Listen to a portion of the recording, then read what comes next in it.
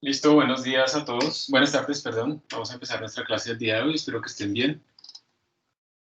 ¿Me confirmo? Gracias. Buenas tardes, profe. Buenas tardes a todos. Profe, es que le quería comentar una cosa. Señor. Es que a las 2 empieza la jornada universitaria, entonces era para pedirle permiso para salir a esa hora de la clase. Listo. Igual la clase queda grabada y a esa hora precisamente vamos a empezar a hacer ejercicios. Entonces, pues para que lo consultes después, ya Listo, profe. para que te asegures de ver eso. Listo, profe, gracias. ¿Qué es la jornada universitaria? ¿Qué es, perdón? Pues es que era como una convivencia que se hacía en Silvania, pero pues por lo del COVID se va a realizar virtual. Entonces, pues como una actividad de integración. Sí, las conozco. Ok, listo, perfecto. ¿Listo? Profe, Listo, profe, yo gracias. igual también tendría que salir a esa hora. Listo, no hay problema. Se adelantan después. Yo voy a hacer hoy unas cold calls ahí y llamar a unas personas para que respondan unas cosas, pero se tendrán en cuenta si ustedes no están. ¿Listo? Vale, profe, gracias. Listo, con gusto que estén. Gracias, profe. Ya bien a las 2. Listo, gracias por avisarme. Entonces vamos a arrancar. Nos queda como una parte para hacer énfasis, que es lo de las gráficas de energía potencial, que como les contaba hace un tiempo, de ahí uno puede sacar mucha información sobre la fuerza. Y con eso ya podemos empezar a hacer ejercicios. De hecho, pues ya podemos hacer muchos, pero con eso ya habremos como cerrado nuestra introducción a todo este tema. Recordemos que después de haber discutido como ese modelo teórico de partir la fuerza total en fuerzas externas, más fuerzas conservativas internas, más fuerzas no conservativas, logramos dividir el trabajo como en 3 grandes términos, y teniendo en cuenta que las fuerzas conservativas nos dan un trabajo conservativo que era igual a menos variación de energía potencial del sistema, entonces podemos escribir nuestra ecuación de la conservación de la energía completamente general de esta manera. Habíamos dicho que siempre en estos sistemas que vamos a trabajar nosotros, y vamos a tener que variación de energía cinética total más variación de energía potencial iba a darnos trabajo no conservativo más trabajo externo. Bien, entonces el trabajo no conservativo normalmente nos sacaba energía de nuestro sistema y el trabajo externo podría meter o sacar energía del sistema, eso dependerá. Y lo que hacemos para calcular esa parte de la izquierda pues es ver los cambios, cuánto vale el inicio, cuánto vale al final, cada una de esas energías. En la cinética pues es simplemente comparar los estados de movimiento, mientras que en las potenciales pues normalmente nosotros hasta ahora solamente hemos usado 2 energías potenciales, la gravitacional y la elástica, y los términos que están a la derecha, esos trabajos, pues los hacemos con la definición del trabajo, ¿cierto? Si las fuerzas son constantes, pues entonces simplemente fuerza por distancia por coseno del ángulo entre el desplazamiento y la fuerza, o si las fuerzas son variables por alguna razón, pues la integral.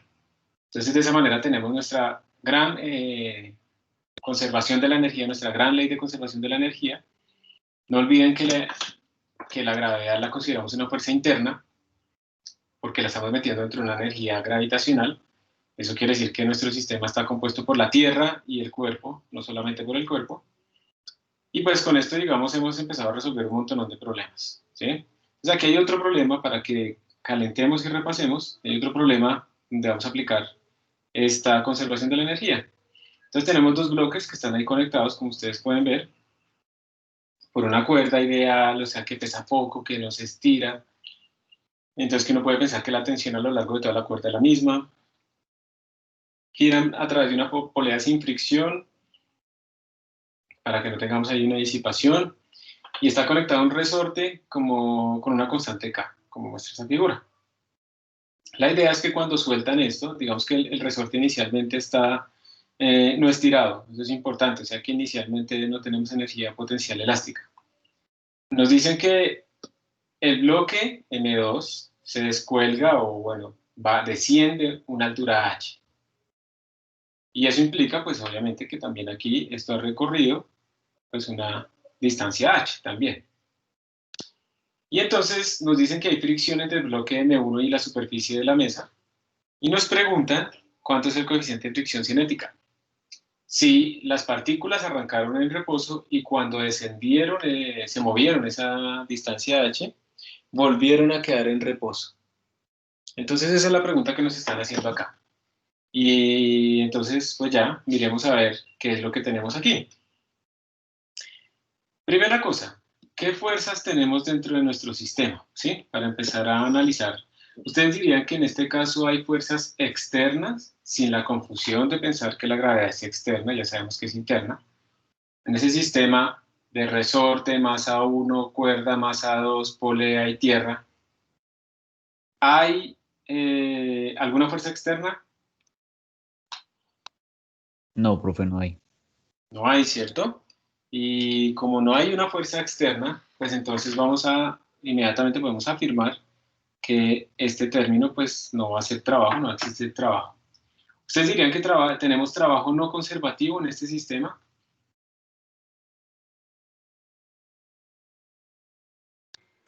Sí, la fricción. La fricción, perfecto. Entonces, ese trabajo no conservativo sí existe, ahí no lo podemos eliminar.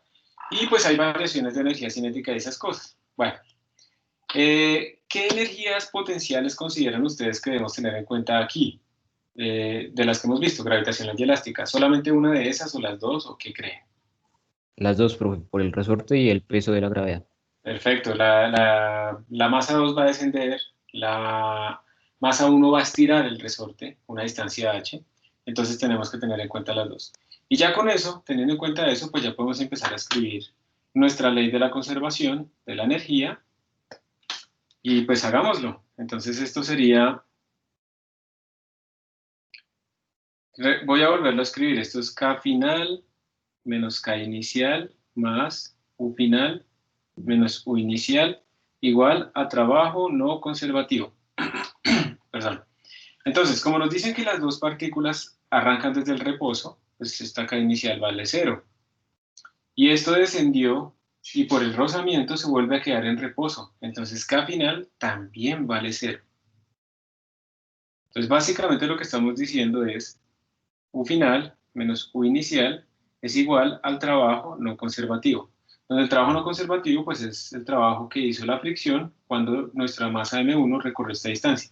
Esta es como la dirección de nuestro desplazamiento, pero obviamente la fricción pues va para acá, ¿sí? Que es cinemática porque se está deslizando. Bien, entonces, empecemos a reemplazar. Profe, ¿Sí? qué pena. ¿Por qué es que K es 0? No, no lo escuché bien, qué pena. Porque las partículas arrancan en el reposo y terminan en el reposo. La fricción hizo que eso se quedara quieto al final.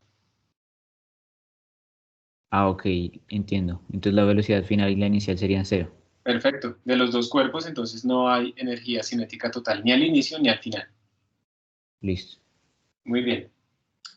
Ahora bien, acuérdense, por favor, que cuando uno habla de energía potencial gravitacional, por ejemplo, uno tiene que escoger un sistema de referencia, ¿sí? ¿Desde dónde va a medir las alturas? ¿Cuál sistema de referencia, dónde pondrían ustedes el cero para poder medir estas alturas? ¿Dónde creen que es lo más fácil?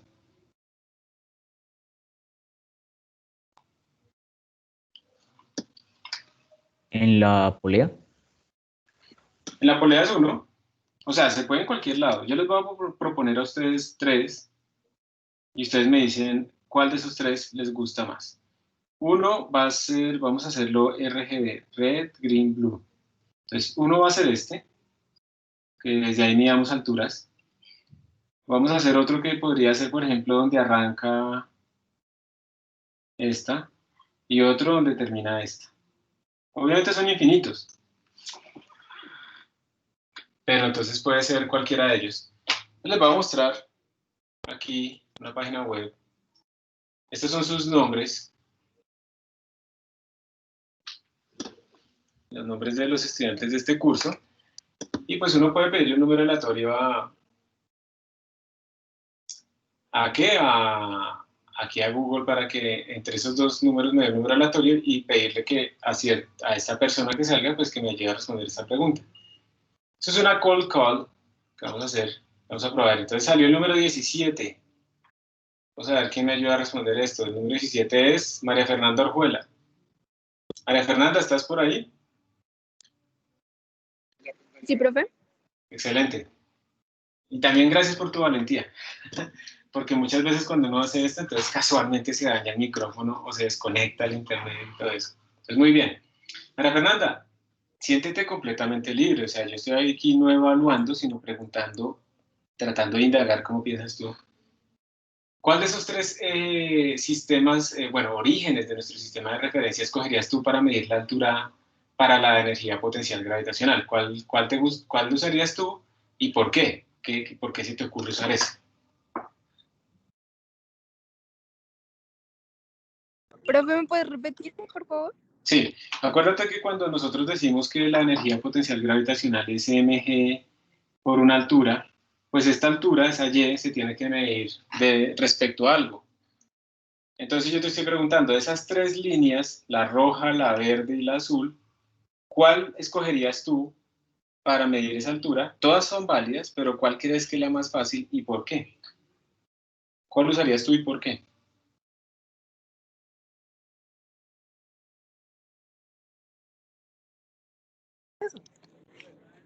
Profe, yo creo que la roja por el resorte, pero la verdad no estoy segura. Por el resorte, pero entonces mira que tú aquí tienes que, no tienes nada que ver con el resorte, ¿cierto? El resorte, digamos que no va a cambiar de altura como tal, o sea, no va a cambiar su y. Entonces no te preocupes por el resorte. Y de hecho, de una vez te doy la pista, podríamos descartar la roja. No es que esté mal, pero podríamos descartar la roja porque digamos que la roja sí te das cuenta que la roja está es como alineada con M1 y M1 no está cambiando de altura. Y entonces para M1 esto no está cambiando, ¿sí?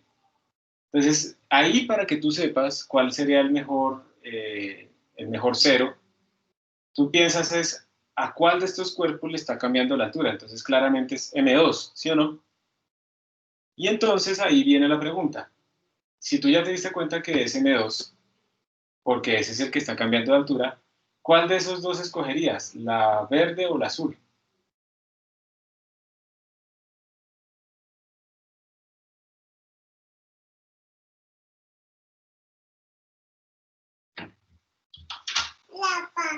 Hola, nena. No, profe, la verdad no sé. Sí, mi amor. No te preocupes, está bien porque eso precisamente es para lo que estamos haciendo esto. Sí, amor, silencio, amor. Entonces, la idea es, de nuevo les repito, ustedes pueden escoger el que ustedes quieran, ¿sí? Eso da igual. Pero uno puede tal vez buscar alguno que le simplifique. Entonces, miren, les voy a mostrar, de hecho, lo voy a hacer con los tres para que ustedes vean que delta U, que es U final menos U inicial, nos va a dar lo mismo independiente de cuál escogemos. Pero luego vamos a ver que hay uno que es más fácil que el otro. Entonces vamos a empezar con el rojo. El rojo quiere decir que vamos a medir todas nuestras alturas respecto a esto. Entonces nos toca definir cuál era la altura inicial de M2, que sería esta primera altura, y cuál es la altura final de M2. Entonces vamos a llamar esto Y inicial, ¿sí? Lo que sea. Podríamos decirle que esto es como un menos L, pues porque es negativo. Entonces, ¿cuánto sería delta U midiéndolo todo desde el rojo?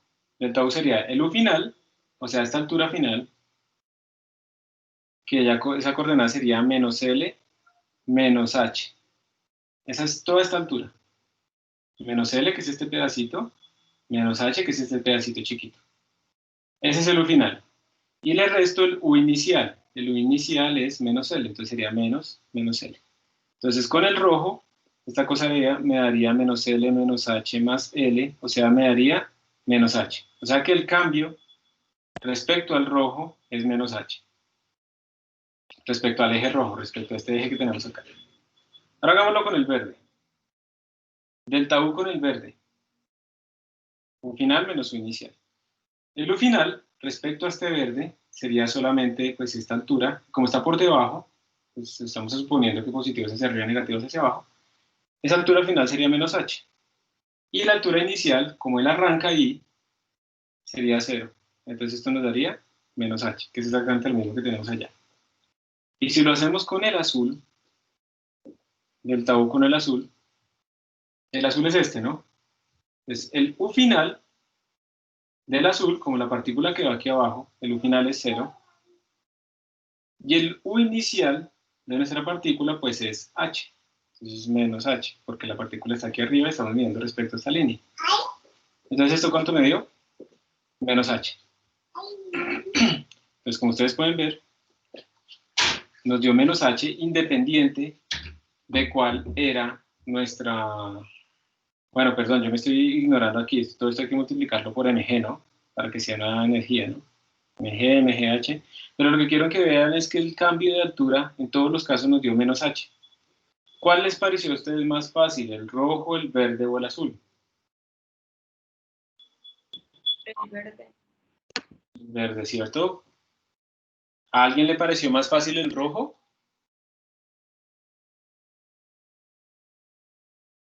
O si yo les pongo a escoger entre el rojo y el azul, pongámoslo así, ¿cuál escogerían? ¿El rojo o el azul? Profe, ¿puedo hacer una pregunta? El Sí. azul. No capté bien cómo funcionaba el verde, o sea, los colores. No sé cómo. O sea, O sea, me perdí en esa parte cuando usted cuando digo diferenció todas las. Cuando digo, como les di- Sí. sí, tranquilo, cuando digo rojo, me estoy refiriendo a que es este eje, que voy a medir todas mis alturas desde esta línea. Cuando digo verde, es que las estoy midiendo todas desde esta línea, y cuando digo azul, es que las estoy midiendo todas desde esta línea. ¿Y para qué sirve eso? Porque estamos calculando el cambio de altura para calcular el cambio en energía potencial gravitacional. Y lo que les estaba mostrando es que cuando lo hago con el rojo, que es este, me da menos h el cambio de altura, ¿sí? Y si lo multiplico por mg, pues me queda que ese es el cambio de energía gravitacional. Cuando uso el verde, de nuevo me da menos h, o sea, eso no cambia. Y cuando uso el azul, el cambio de altura también me da menos h, o sea, independiente del eje que yo escoja, sea el rojo, el verde o el azul, el cambio de altura me dio lo mismo. Entonces, ya teniendo en cuenta eso, lo que les pregunto es, ¿ustedes cuál escogerían? ¿Cuál les pareció más fácil, sí? Mirando el álgebra que tuvimos que hacer en cualquiera de los dos casos. Profe, yo tengo una duda, no me quedó claro porque el azul, digamos, la H es negativa. Muy bien. Negativa. Recuerda que el azul es... Ya sé. Ya sé. ¿Sí? Sí, Bueno. sí. Pero por si acaso alguien más tiene esa pregunta, Sí. el h es u final menos u inicial, ¿sí? Y entonces el u final, como la masa cayó, el u final es 0, porque yo lo alineé con esa altura final, el u final es 0, pero inicialmente le estaba dando una altura h, entonces por eso le puse h como altura inicial. ¿Listo? Entonces ahora sí, ya viendo esto, que no importa si es rojo, verde, azul o cualquier cosa, pues parece que es más fácil escoger, por ejemplo, el verde o el azul. ¿Y por qué el verde o el azul? Pues observen que el verde o el azul están asociados con el cuerpo que está cambiando de altura. El rojo está más asociado con el cuerpo M1 que no está cambiando de altura. Entonces probablemente es mucho mejor, para esto de la energía potencial gravitacional, pues alinearnos con el cuerpo cuya energía potencial gravitacional está cambiando, no con el que no está cambiando. Entonces ahora queda como la pregunta y es, entre el verde y el azul, ¿cuál escogerían?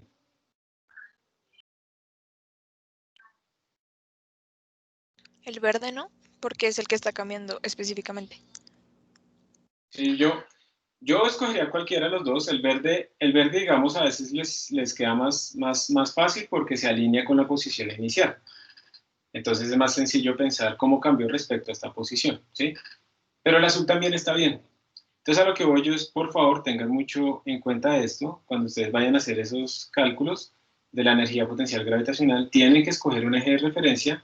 No importa dónde lo pongan, pero hay algunos que les facilitan la vida más que otros. Pero independiente del que escoja, le tiene que dar lo mismo.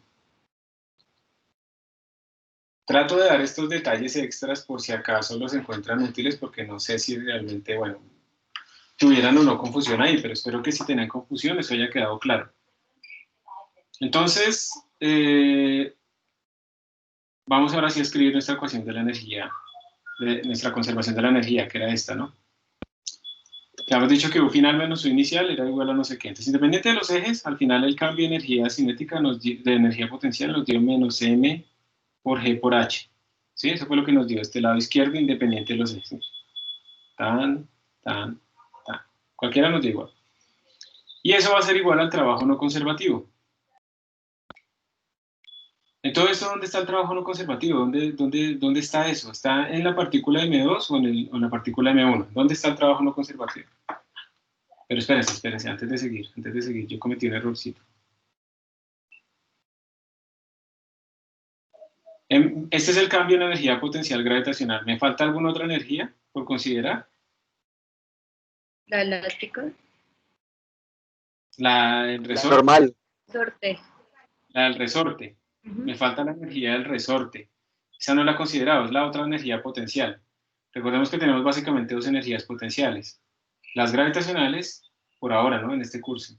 Y las elásticas. Bien. Entonces, al inicio no teníamos nosotros ningún tipo de energía potencial elástica porque el resorte no estaba estirado. Pero al final el resorte pues, va a estar estirado a una distancia h. Entonces, a esto habría que sumarle U final del resorte menos U inicial del resorte, que eso sería, U final del resorte sería K por H al cuadrado sobre 2, esa es la U final porque él quedó estirado esa distancia H, menos la inicial que es 0. Entonces aquí sería sumarle K por H al cuadrado sobre 2. Y se supone que esto es el trabajo no conservativo. Entonces ahora sí les pregunto, ¿quién tiene trabajo no conservativo? ¿Sobre quién se hizo trabajo no conservativo? ¿Sobre M1 o sobre M2? M1. ¿M qué? 1. M1. M1, muy bien, M1, porque M1 es el que tiene rozamiento. Y entonces ahí tenemos que calcular ese trabajo no conservativo. Ese trabajo no conservativo es por la fuerza de fricción. Entonces pregunta, ¿la fuerza de fricción es constante o es variable? Aquí en la que estamos hablando, desde el deslizamiento.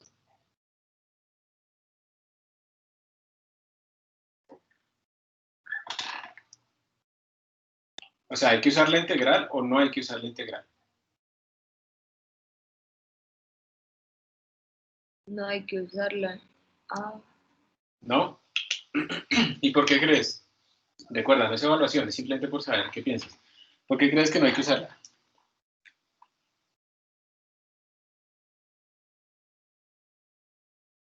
No, profe, es que leí mal. Y decía era que la fuerza K era constante. Ok. No, lo que estoy diciendo es, si la fuerza F de fricción depende de la distancia. Ustedes, ¿hemos visto en algún momento alguna fuerza de fricción que dependa de la distancia o no? Nuestras fuerzas de fricción, ¿se acuerdan cómo eran? ¿Alguien las recuerda? ¿Se acuerdan que teníamos dos? Una que era menor o igual, la estática, m por la normal, y la cinemática cuando se mueven, que es exactamente igual a mu cinemático por m. Esa es la que estaba actuando ahorita. Entonces, como la normal no está cambiando con la distancia y el coeficiente de fricción tampoco, que puede pasar, pero aquí no, nuestra fuerza de fricción es constante. Y como la fuerza de fricción es constante, el trabajo es muy sencillo. El trabajo de una fuerza constante, pues es la fuerza por la distancia por el coseno del ángulo que forman estos dos vectores, el desplazamiento y la fuerza. Entonces aquí sería la fuerza, que es mu cinético por la normal, por la distancia, que es h, perdón, esa misma distancia por la que se trasladó, este delta x es h. Y si la fuerza va para atrás, la fuerza de fricción y desplazamiento va para adelante, ¿cuánto es el coseno del ángulo entre ellos dos? ¿Cuánto es el ángulo entre ellos dos, entre esos dos vectores? Uno que va para atrás y uno que va para adelante. 180. 180. Y coseno de 180 es menos 1. Entonces esto nos queda aquí un menos 1. Entonces ese trabajo nos da menos mu cinético. Y la normal, como nuestro cuerpo nos está desplazando hacia arriba y hacia abajo, pues nosotros tenemos que la normal va para arriba, mg va para abajo, o sea que la normal es el peso. Entonces esto sería mg. Entonces con todo esto que está escrito acá voy a hacerle un poquito de zoom porque tenemos bastante escrito en esta zona. Cuando hicimos esa explicación de los puntos de referencia nos tomamos casi todo. Nos queda que el trabajo no conservativo es menos mu k por m por g. Entonces básicamente estamos diciendo, a ver, de nuevo, recordemos que esto empezó quieto y terminó quieto. Entonces estamos diciendo es, toda la variación de energía potencial se gasta o es igual al trabajo no conservativo.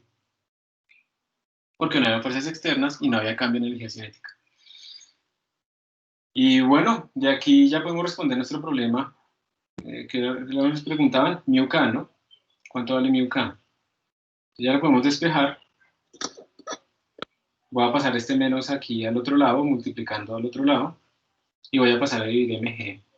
Entonces me quedaría que mu k es igual a h menos k por h al cuadrado sobre 2mg. Sería nuestra respuesta, que bueno, también se puede escribir como 2mg menos k por h al cuadrado sobre 2mg, ¿sí? Haciendo la suma. Vamos a ver cómo la escribieron aquí en el libro.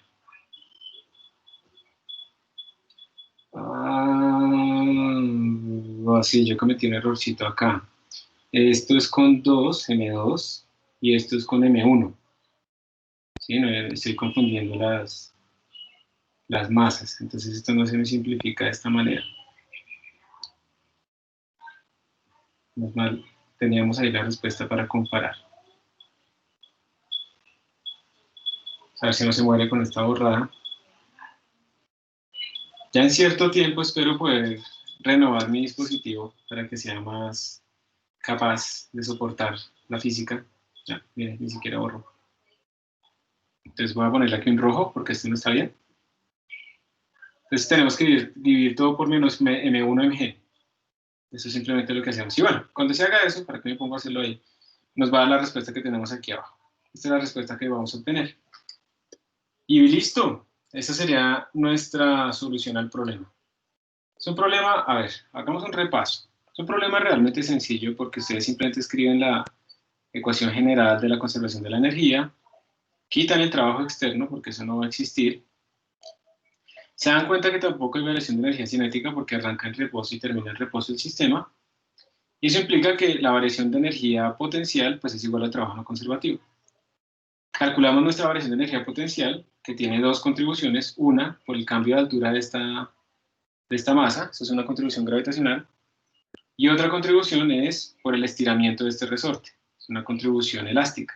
Ese nos da nuestro cambio total de energías potenciales. Y luego calculamos el trabajo de rozamiento, cuando se desplazó acá con rozamiento. Y de ahí podemos despejar lo que nos estén pidiendo. Nos demoramos un poco más, simplemente discutiendo un poquito de cuál es el eje que deberíamos escoger de referencia para la gravitacional. Ya vimos que es cualquiera.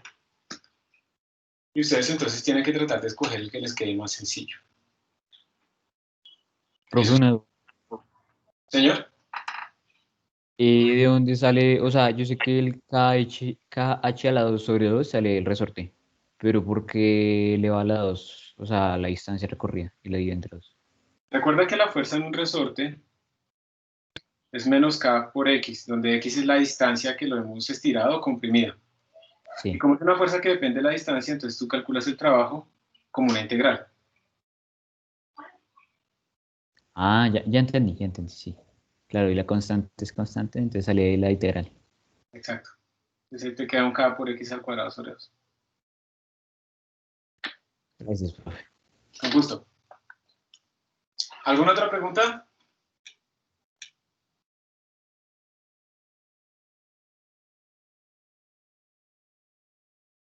Vamos a hacer otra pregunta al azar. Entonces vamos a ver quién se gana ahora la lotería. El 5. Santiago Buitrago, ¿estás ahí? Sí, profe. Hola, Santiago. Santiago, entonces para que me recuerdes, por favor,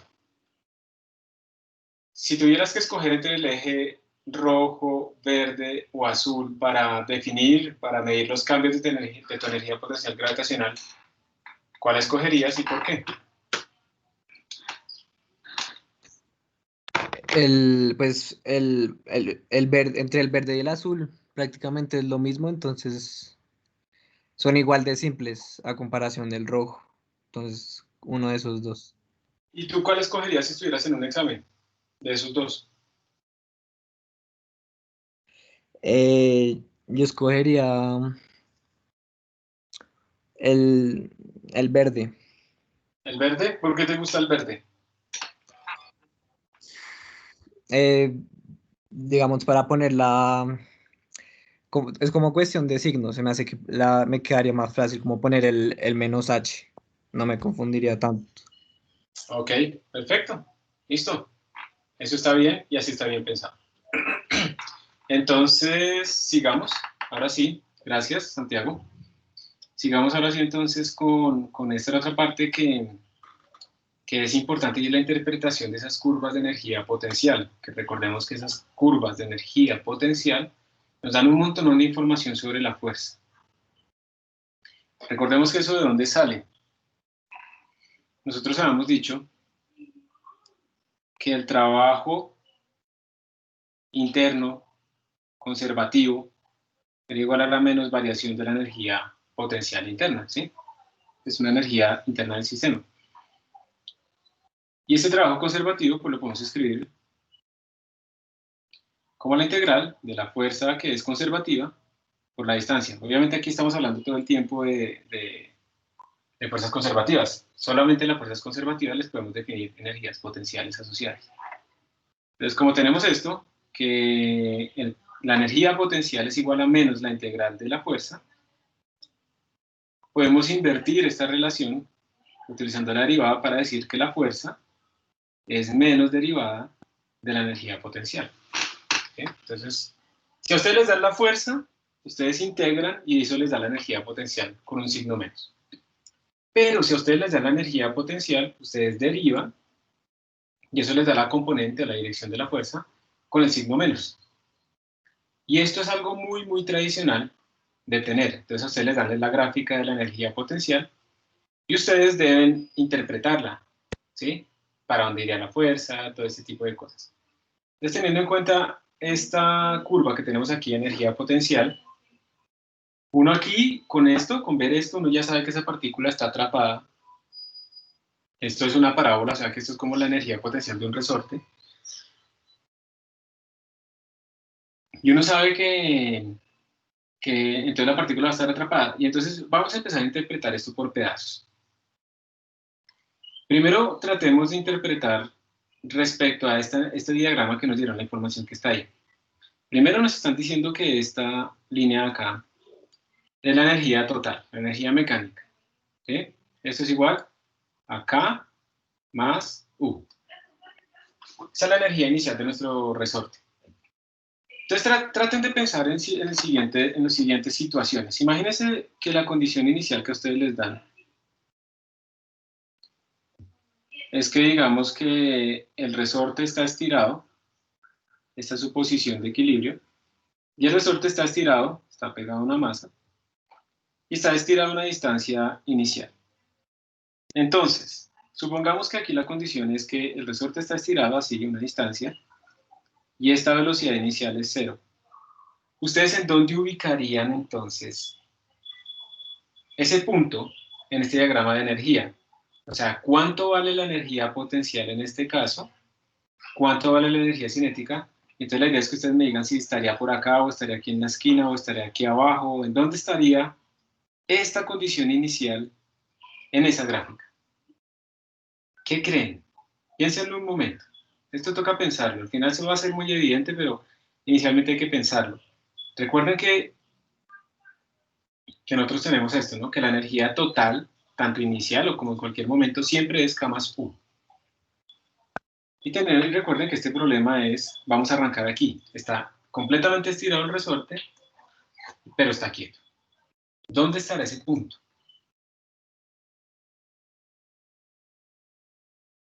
A la derecha, profe, en el punto máximo. En el punto máximo. ¿Y por qué crees eso? Pues si tenemos más, es la distancia máxima. Entonces sabemos que, pues, ¿cómo se llama? La energía potencial va a ser mayor a cualquier otra que hagamos en otro punto. Perfecto, muy bien. O sea, en este caso, si ustedes calculan la energía total, sería la energía potencial, sería K por ese X al cuadrado sobre 2, más la energía cinética que es 0 porque él está quieto. Eso lo que está diciendo es que la energía total es completamente potencial. Y entonces tienen dos puntos, este de acá o este de acá. Y escogemos Mateo, este punto, pues porque dijimos que él estaba estirado, o sea que su coordenada es positiva. Entonces esta primera condición inicial así Es una condición inicial donde está completamente quieto. O sea que este punto es un punto especial. Este punto es un punto que se llama un punto de retorno porque cuando la partícula llegue ahí, su velocidad instantáneamente va a valer 0. Porque ahí es donde se va a devolver. Este resorte, por ejemplo, no puede llegar hasta acá, porque eso estaría violando la conservación de la energía, porque estaría por encima de la energía que él tiene total en un momento dado. Entonces, esto también implica que toda esta zona de aquí arriba está prohibida para esta partícula, que solo se puede mover en esa parte de abajo. Ahora, si la condición inicial fuera que nuestro resorte está así espichado, una distancia h, y también que la velocidad inicial es 0, pero esta es nuestra condición inicial, ¿cuál punto sería, entonces, de esa curva? ¿El menos x máximo? El menos x máximo. Es lo mismo, pero al otro lado. Estamos en menos x máximo. Y a medida que este resorte empieza a hacer así y a oscilar para allá y para acá y para allá y para acá, asumiendo que no hay fricción, pues entonces simplemente la partícula está haciendo esto, para allá y para acá, para allá y para acá. Entonces, teniendo en cuenta eso, sabiendo que en estos puntos de retorno, cuando la energía potencial es lo más grande posible, pues ahí tenemos entonces que la energía cinética es lo más pequeña posible, ¿cierto? La energía cinética aquí vale 0 porque en ese punto de retorno la velocidad instantáneamente vale 0, igual que acá. Entonces, teniendo en cuenta eso, que ahí tenemos energía cinética, energía potencial máxima y energía cinética mínima, ¿en qué parte dirían ustedes de toda esta curva? ¿En qué parte dirían que la energía cinética es lo más grande posible? ¿En el punto 0? En el punto 0, porque aquí no tendríamos Origen. energía potencial. Aquí no tenemos energía potencial, y eso quiere decir aquí, que en esta zona, la velocidad es máxima. ¿Sí? Y eso quiere decir es que cuando el resorte está haciendo esta oscilación, así tan, tan, tan, tan, tan, tan, tan, en este punto, que no tiene energía potencial, es cuando tiene la mayor velocidad. Piénselo también como un péndulo, por ejemplo. Si viéramos un péndulo, el péndulo está haciendo así, ¿cierto? Entonces el péndulo al estar haciendo así, acá en estos puntos de retorno su velocidad vale 0, y su velocidad es la más grande posible en esta parte de abajo, que es en donde su energía potencial gravitacional es lo más pequeña posible. ¿Todo por qué? Por esta relación de conservación de la energía. Cuando K es lo más grande, U tiene que ser lo más chiquito, de tal manera que su suma siga siendo constante. Entonces estas curvas, si ven que no simplemente nos dicen como la energía potencial y ya, sino que nos están dando información también de en dónde es más grande o más pequeña cierta cosa. Uno también sabe que, por ejemplo, aquí está atrapado, como les dije, él no puede salir porque entonces tendría más energía de la posible. Y ahora sí, si lo pensamos ya físicamente, pues la pregunta sería, ¿pero por qué queda atrapado? ¿Sí? ¿Por qué se queda oscilando así y oscilando así y oscilando para siempre? Estamos asumiendo que no hay rozamiento. ¿Por qué se queda atrapado y no se queda simplemente quieto? Entonces, todo depende de la condición inicial. ¿Sí? Si nos paramos acá, o sea, si ponemos el resorte sin estirar y no le ponemos velocidad, pues él se queda quieto. Pero si le ponemos un poquito de velocidad, pues él se va a ir para un lado o para el otro y siempre se va a quedar oscilando. Entonces, para entender eso, por qué sucede, es bueno que pensemos otra vez en la fuerza. Recordemos que la fuerza es la menos derivada de la energía potencial.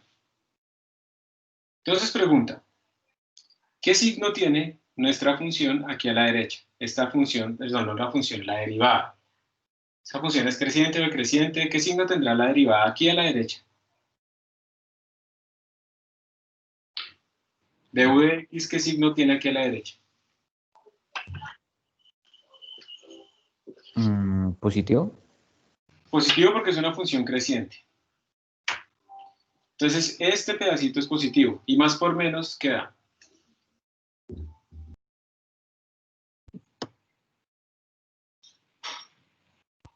Más por menos nos da menos. Y este menos que surge de acá, de esta multiplicación, ese menos implica que la fuerza, la componente de la fuerza, porque ese es un vector, la componente de la fuerza va hacia la izquierda, por ese menos que nos dio en total. Eso quiere decir que cuando estemos por esta zona, la fuerza va en esta dirección, y se va volviendo cada vez más chiquita, ¿no? porque aquí la fuerza es 0, en este punto exactamente. Eso lo que quiere decir es que si estamos en la izquierda, pues siempre sentimos una fuerza, pues, perdón, que si estamos a la derecha, nuestra partícula va a sentir siempre una fuerza de la izquierda. Y ahora pues hagamos el mismo razonamiento al otro lado. ¿Qué signo tiene aquí la función? Como la función es decreciente, este signo es negativo, y multiplicado por ese otro menos, esto nos da más. Eso implica que la componente de la fuerza va hacia la derecha. O sea que aquí, en esta zona, tenemos que la fuerza siempre va hacia la derecha, y esta es la razón por la que nuestra partícula siempre está atrapada. Si yo la tengo aquí en esta posición y la empujo y la pongo por acá, ella siente una fuerza hacia la izquierda, entonces se devuelve. Cuando llegue aquí, como tiene cierta velocidad, se pasa, va a pasar a este lado, pero ahora aparece una fuerza hacia la derecha, la devuelve. Y por esa razón es que se queda oscilando. Y por esa razón es que a esto se le llama un equilibrio estable. Porque si yo tengo aquí una partícula en este punto y la empujo un poquito para la derecha, hay una fuerza restauradora hacia la izquierda. O si la empujo un poquito hacia la izquierda, aparece una fuerza restauradora hacia la derecha. O sea, siempre tiende a volver a su mismo punto de equilibrio. A eso se le llama un equilibrio estable. ¿Ustedes qué creen que pasaría si, por ejemplo, la curva fuera invertida, si fuera así? ¿Ustedes creen que eso podría, que este punto donde la fuerza vale 0 acá, que la pendiente vale 0, ¿será que este punto produce un equilibrio estable o inestable? Es decir, ¿será que si yo empujo un poquito esa pelotica, se va a devolver otra vez a donde estaba? ¿O será que se va a ir? Se va. Se va, ¿cierto? Se va a ir. Entonces, esto es un punto de equilibrio, o sea, la sumatoria de fuerzas vale 0, pero es un punto de equilibrio inestable. Si yo la perturbo un poquito, se me va a ir. Y de nuevo podríamos mirar las fuerzas. Entonces, en esta zona, la función tiene signo positivo, es creciente, y por el signo menos que tenemos acá, pues nos da que la componente va para la izquierda de la fuerza. Entonces, la fuerza aquí va para allá, la fuerza en este lado pues nos va a dar para este lado. O sea que si yo la perturbo un poquito, ya la muevo un tricito, ella no va a volver, no hay una fuerza restauradora. Entonces, en esa situación que tenemos allá a la derecha abajo, se le llama una situación de equilibrio inestable. Es cierto que la fuerza, la sumatoria de fuerzas da 0 en ese punto, pero si yo perturbo un poquito, o sea, está en equilibrio, porque la sumatoria de fuerzas da 0, pero si yo lo perturbo un poquito, ese equilibrio no es estable. Entonces tenemos estas dos situaciones, equilibrio estable, porque al perturbarlo tiende a volver a su posición de equilibrio, equilibrio inestable. Y hay otra situación que es el equilibrio indiferente, digamos, piensen ustedes en una superficie horizontal, que no tenga fricción. Entonces la sumatoria de fuerzas vale 0 y si yo lo perturbo un poquito y lo empujo un poquito, pues ese se va a mover a velocidad constante, no está acelerado, y pues no importa como la posición. Entonces ahí eso es como indiferente, neutro. Pero entonces a lo que voy es que cuando ustedes vean este tipo de cosas en las curvas de energía potencial, ya sabemos que las parábolas con esta posición, con esta concavidad, producen equilibrios estables, o sea que las partículas quedan atrapadas ahí adentro. Aquí hay ingenieros industriales. Sí, profe. Yo. Profe. Eso. Ingenieros industriales. Sí, también. Hay varios, ¿no? Pero aunque también le va a pasar a los otros ingenieros porque a ustedes les toca maximizar. Ustedes se van a enfrentar a eso. Hay unas funciones que ustedes tienen que optimizar y les toca poner como el mínimo o el máximo y cosas así. Y esas funciones lo que tienen son un montonón de cosas así, múltiples dimensiones. Y cuando piensen esto, piensen lo que esto es como una curva de potencial. Y eso lo que quiere decir es que, como tiene un montón de dimensiones y estas funciones son todas raras, probablemente su sistema se quede atrapado por acá, porque ahí va a quedar atrapado, porque es una trampa como estas. Y a menos que ustedes lo perturben o le hagan alguna cosa, van a decir, pues ese es mi óptimo, siendo que hay óptimos mucho mejores en otras zonas.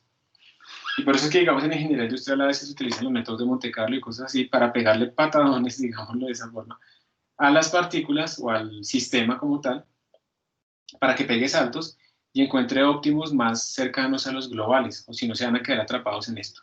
Los químicos también se van a enfrentar a eso y lo van a ver cuando vean potenciales ya de configuración de las moléculas, porque esos potenciales también tienen muchísimos mínimos locales que tienden a generar estabilidades, pero no necesariamente son estabilidades para todos los rangos de temperatura. Si la temperatura aumenta, entonces los sistemas pueden saltar porque tienen más energía y poder superar estas barreras energéticas para llegar a óptimos mucho más apropiados. Entonces, la lectura apropiada de esto no es simplemente para energía potencial.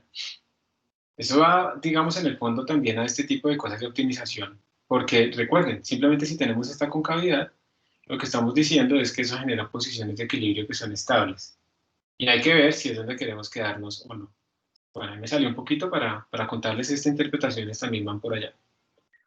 Profe, es que estoy viendo la cosa de Teams. Ajá, gracias. Eso. Entonces, bueno, sigamos a la siguiente diapositiva. Vamos a ver qué dice esto porque ya creo que hablé todo. Los puntos de equilibrio, sí.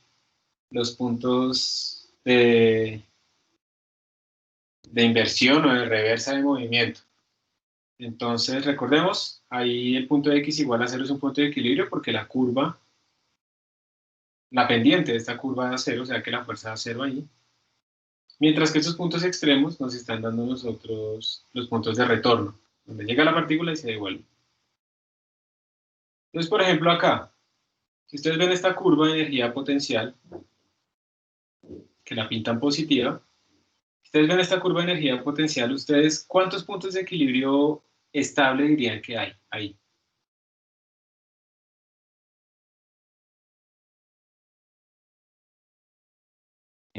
Cinco. 5. ¿Cuántos inestables? No, estables. ¿Cuántos hay estables? Entonces, bueno, empecemos más bien con la respuesta que me dieron. ¿Cuántos 5. puntos de equilibrio creen que hay? De equilibrio, ojo. Equilibrio quiere decir que las fuerzas valgan 0. 5 sí. Como 5 zonas, ¿cierto? Hay 2 grandes zonas, como esta y esta. En toda esa zona la fuerza vale 0 porque la pendiente es 0.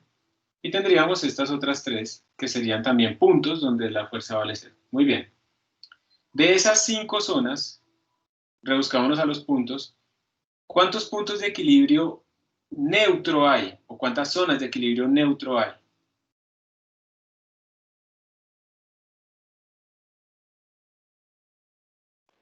¿Una? ¿Cuál? ¿Me guías, por favor? Creo que puede ser la que está en la mitad, en X3. Este. ¿Ese para ti qué? ¿Punto de equilibrio qué? No es punto de equilibrio riesgoso, creo que Riesgoso, sí, inestable. estable. Entonces no es X2 o X4, creo. Si no, pues entonces no sé. Te faltaban los otros que no nombraste. X, digamos que la zona de X, de X5 en adelante, eso es neutro, porque en ese caso siempre la fuerza vale 0 independiente de donde esté parado, ¿sí? Y como no pasa nada en donde esté parado, pues eso es un sitio de equilibrio neutro, ¿sí? La partícula simplemente le da igual pararse en cualquier sitio porque la fuerza va a ser igual que acá. Entonces esas son las zonas de equilibrio neutro. ¿Cuáles son las zonas de equilibrio inestable? Que aquí ya la nombró él.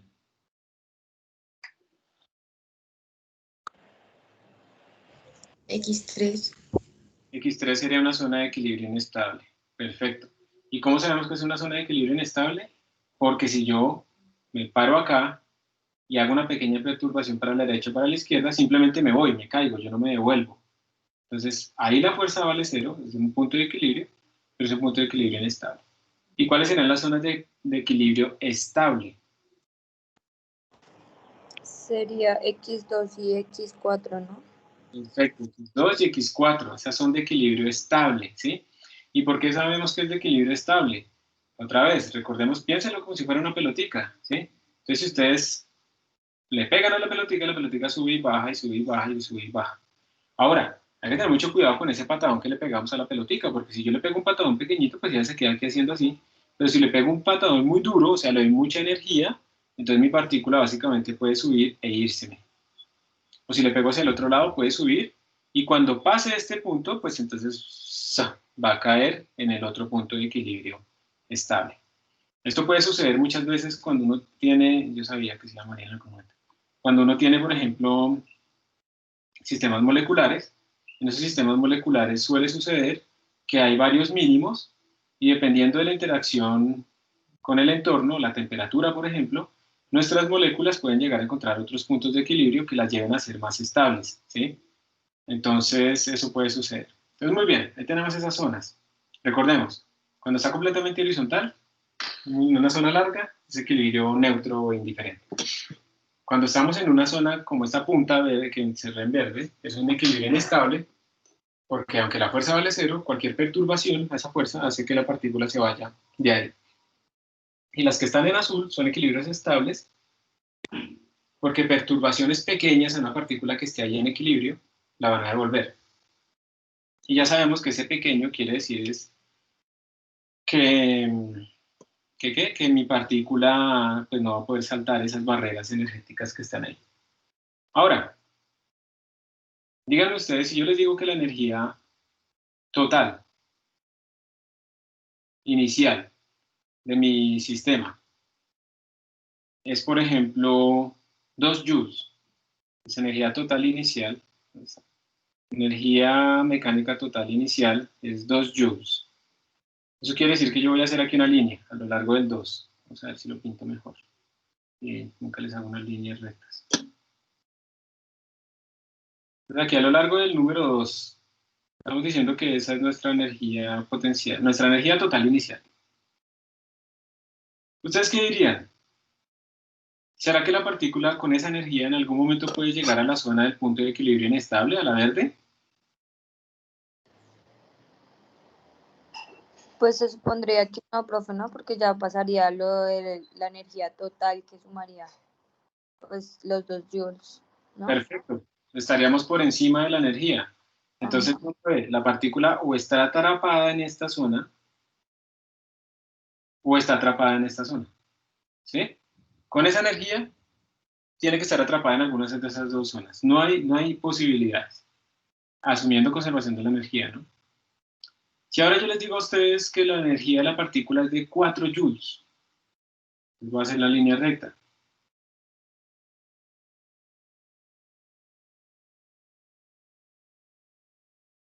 ¿4 joules? Bueno, bajémoslo un tricito. 3.9, para que no toque esa parte de la derecha. ¿Cuál sería la posible trayectoria de mi partícula? Entonces, en ese caso, teniendo en cuenta esa energía, nuestra partícula sí va a estar saltando entre los dos puntos de equilibrio. Tiene energía suficiente.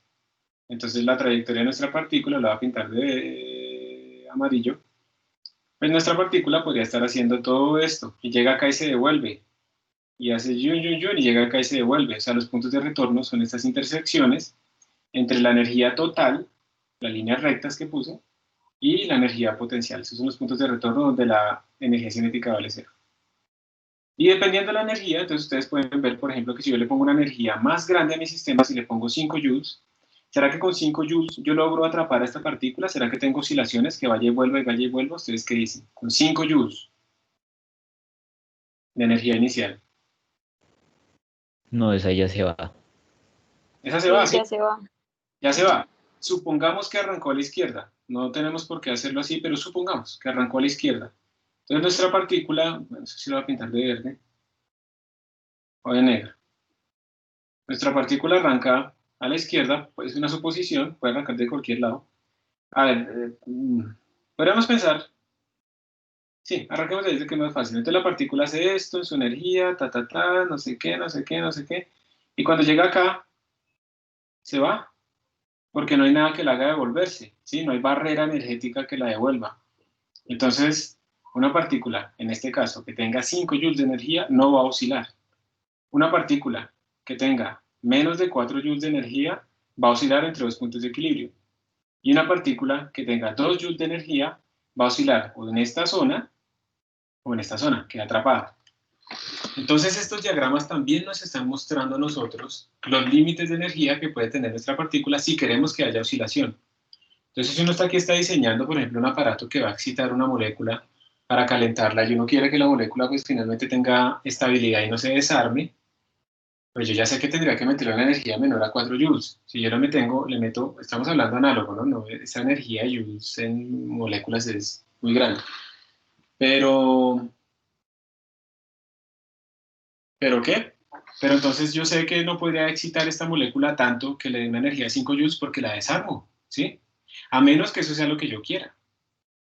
Y si yo la quiero desarmar, entonces yo ya sé que si le doy 2 joules, pues no me sirve para nada, la mantengo ahí atrapada, pero si le pongo 5 o 6 joules, sí la voy a desarmar. Entonces, miren la cantidad de información que sale de acá, ¿verdad? De estos análisis. Entonces, dependiendo de la energía total inicial, uno puede o no tener puntos de retorno. Eso es clave. O sea, y puntos de retorno quiere decir que se devuelve. Si yo tengo 2 puntos de retorno, la tengo atrapada. Si solo tengo uno, la tengo atrapada solo por un lado y luego se me va. Y si no tengo puntos de retorno, pues no la tengo atrapada. Bien. Entonces ustedes también pueden calcular las fuerzas, ¿no? Sabemos que es la menos derivada. Entonces uno puede también, para entender estas curvas, calcular las fuerzas. Ahí simplemente estamos derivando. Y observen otra vez, miren, esto es interesante, pues para resaltar otra vez lo que hemos venido diciendo. Acá, en el punto x2, tenemos que ahí la fuerza vale 0. En el punto x3, la fuerza también vale 0. ¿Sí ven que está cortando con el eje, digamos, 0? Y en el punto x4, nuestra fuerza también vale 0. Pero aunque en esos casos la fuerza valga 0, la calidad del equilibrio que se obtiene no es la misma. Es mucho mejor, más estable en x2 y en x4 que en x3. En x2 y en x4 es estable, en x3 no lo es, no es estable. Y bueno, aquí está el análisis también de los puntos de retorno y no retorno, diferentes puntos de equilibrio, que fue lo que ya hablamos. Bueno, y aquí se está hablando del equilibrio estable o inestable. Recordemos entonces que el equilibrio estable es que hay una fuerza restitutiva, ¿no? Entonces está atrapado, que tiende a volver a su punto de equilibrio. Y el inestable es que no tiende a volver a su punto de equilibrio bajo pequeñísimas perturbaciones. Entonces ahora unos ejercicios de práctica. Creo que solamente es esto, sí, ahí está. Y entonces, a ver, este ejercicio dice, la figura les da la energía potencial para un sistema de una sola partícula en movimiento unidimensional. O sea, tranquilos, solamente es el eje X, no hay que sacar gradientes. ¿A alguien le suena esa palabra gradiente? ¿Alguien sabe qué es eso?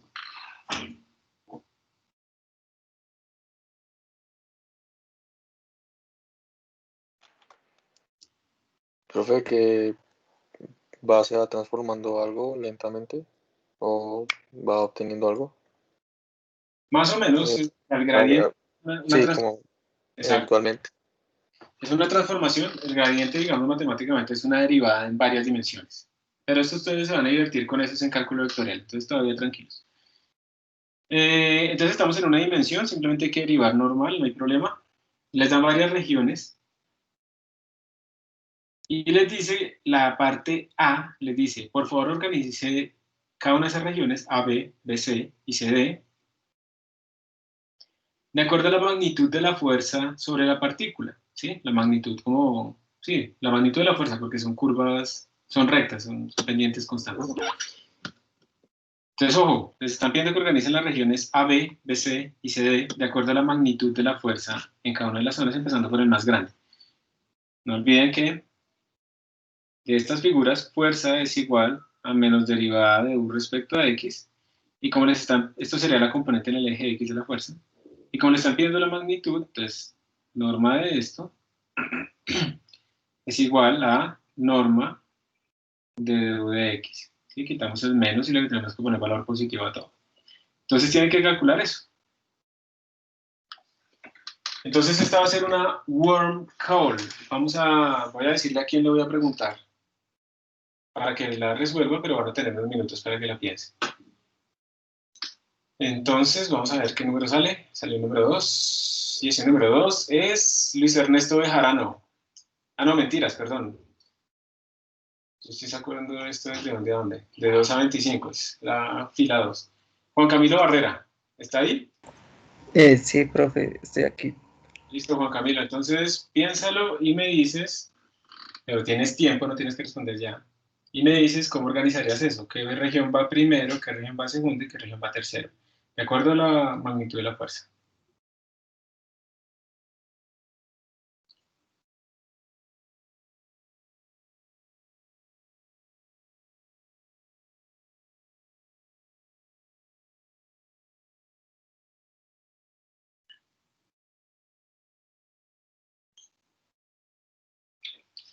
Entonces, por ejemplo, pregunta Juan Camilo, en la región BC, ¿qué valor tiene la fuerza? 0. Perfecto, muy bien. Y entre la región AB y la región CD, ¿cuál crees que tiene mayor fuerza? La CD, o sea, en magnitud, Ajá. CD en fuerza, o sea, solo hablando de fuerza, creo que AB, porque eso, o sea, sería como la única positiva que hay en el sistema, pero en magnitud CD es más grande, creo. Perfecto, perfecto, está muy bien razonado. Tú estás pensando, si fuera por signos, tengo que tener cuidado porque la derivada en AB y la derivada en CD tienen signos diferentes, ¿cierto? Sí. Pero si es en magnitud, tú estás diciendo que CD, y eso es verdad, porque CD es la más inclinada, entonces tiene mayor pendiente y por lo tanto tiene más fuerza, porque la fuerza es la pendiente en estas curvas. Entonces dime qué escribo. ¿Quién va primero? ¿Era rankear de menor a mayor o de De mayor a, menor? de mayor a menor, en valor absoluto. Entonces, primero es CD, después AB y después BC. Excelente, muy bien. Muy bien. Entonces esta sería nuestra respuesta a la primera. Y la segunda pregunta es, ¿cuál es la dirección de la fuerza cuando la partícula está en la región AB?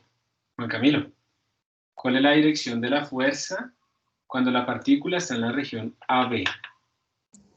Positiva. Excelente. La derivada es negativa, ¿sí? Pero como la fuerza es menos la derivada, entonces esto es con menos, multiplicado por este menos, nos da más. O sea que esta componente de la fuerza en el eje X va hacia la derecha, o sea que aquí la fuerza va para allá. ¿Ok? Tranquilo, tranquilo. Muy bien. Bueno, ahora le voy a hacer otra pregunta a otra persona. Vamos a ver si se ganan, si hacen el chance, este es 22. Fila 22. Nicolás Suárez. ¿Estás, Nicolás?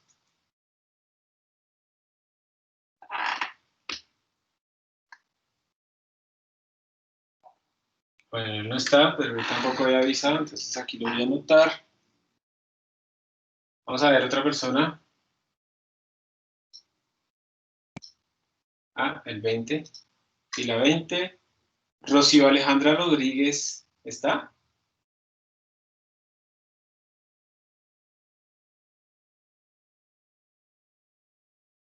Rocío Alejandra. Ah, pero ahí sí está Nicolás Suárez. Nicolás, ¿tú sí puedes escribir?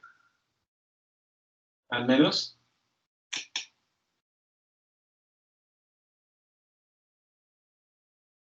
Está logueado, pero como que no está en la clase. ¿Alguien quiere responder esta pregunta? Cuando es voluntario, ahí se ganan bonos. ¿Cuál es la pregunta, profe? Listo. La pregunta no la he hecho, pero entonces ya te ofreciste. La pregunta es la siguiente. Fuck. Bueno, Si mi partícula tiene en total una energía de 2 joules, ¿tú dirías que la partícula genera oscilaciones o no? sí. ¿Por qué? Sí, oscilaciones sí. Porque no sale de la... No sale. O sea, se mantiene oscilando en ese espacio pequeño que está ahí. Sí. De Profe, yo BSI un creo poquito que más. no. Señor, ¿por qué qué? O sea, yo diría que no, profe. O sea, porque cuando llegue a la parte que es 0 la fuerza, ahí debería perder la oscilación. Es muy buen razonamiento, pero ya te digo que eso depende, y eso depende completamente de las condiciones iniciales. ¿Sí da Entonces, fricción? si suponemos que la condición inicial es que arranca acá, entonces la partícula con certeza va a hacer esto, ya les digo por qué, y vuelve acá, y sigue haciendo esto. ¿Sí? ¿Y por qué en esta parte la partícula se mueve? Entonces resulta lo siguiente. Resulta que cuando ella, digamos, arrancó acá arriba, tenía solamente energía potencial, ¿sí o no? Y no tenía energía cinética, pero cuando hizo este descenso, como descendió su energía potencial, Entonces su energía cinética aumentó, o sea que ella tiene rapidez. Y como ella llegó aquí con una rapidez, digamos, no sé, 2 metros sobre segundo, ella se va a empezar a mover y como ahí no hay fuerza, entonces ella se sigue moviendo a 2 metros por segundo. No cambia su velocidad porque no hay aceleración, porque no hay fuerza. Entonces se sigue moviendo. Y cuando llega acá, su energía cinética empieza a descender Sí, y se empieza a transformar en energía potencial hasta que llega a este punto en donde la energía cinética vale y se exactamente devuelve. y toda esa energía potencial y luego se vuelve a transformar y vuelve a pasar lo mismo. Entonces empieza a disminuir la energía potencial, aumenta la cinética y cuando llega aquí tiene una velocidad y esa velocidad es la que le va a permitir moverse hasta el otro lado porque no hay fuerza en esa zona. ¿Queda claro por qué se sigue moviendo la partícula? Entonces me gana el bono. Sí, Eso. sí, muy bien. Pero queda claro entonces, creo que fue Buitrago el que habló, ¿cierto?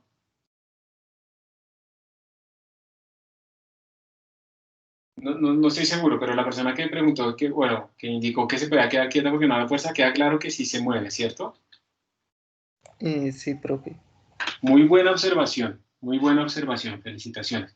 Entonces aquí digamos que si uno hiciera una gráfica de la energía cinética, esto implicaría que la energía cinética arranca en cero, más o menos en esta zona, va creciendo, se mantiene constante porque aquí no hay fuerza que cambie la velocidad, y luego vuelve a ser cero. Esa será la gráfica de la energía cinética. Pero eso implica que sí se está moviendo en esta zona. Es Muy, básicamente porque no, profe, pues pregunta, ¿no? O sea, si hubiera fricción ahí sí, o esa cosa estuviera, ahí sí, sí estaría como perdiendo la energía, ¿no?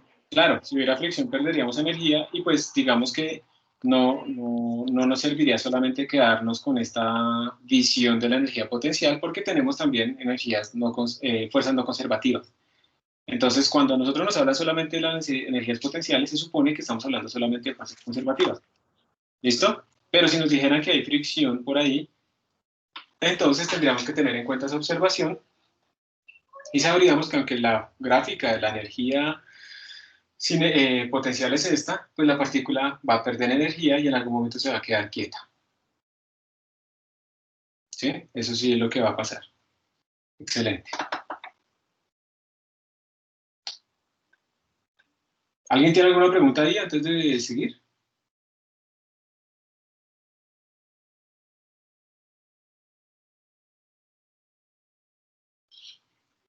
De pronto la próxima clase voy a implementar otra cosa y es que quiero que ustedes me propongan, no, perdón, la próxima clase no, voy a ver si alcanzo a hacerlo, es que tengo que hacer un seminario mañana y otras 2 clases nuevas pasado mañana y no sé qué, entonces estoy hasta el tope.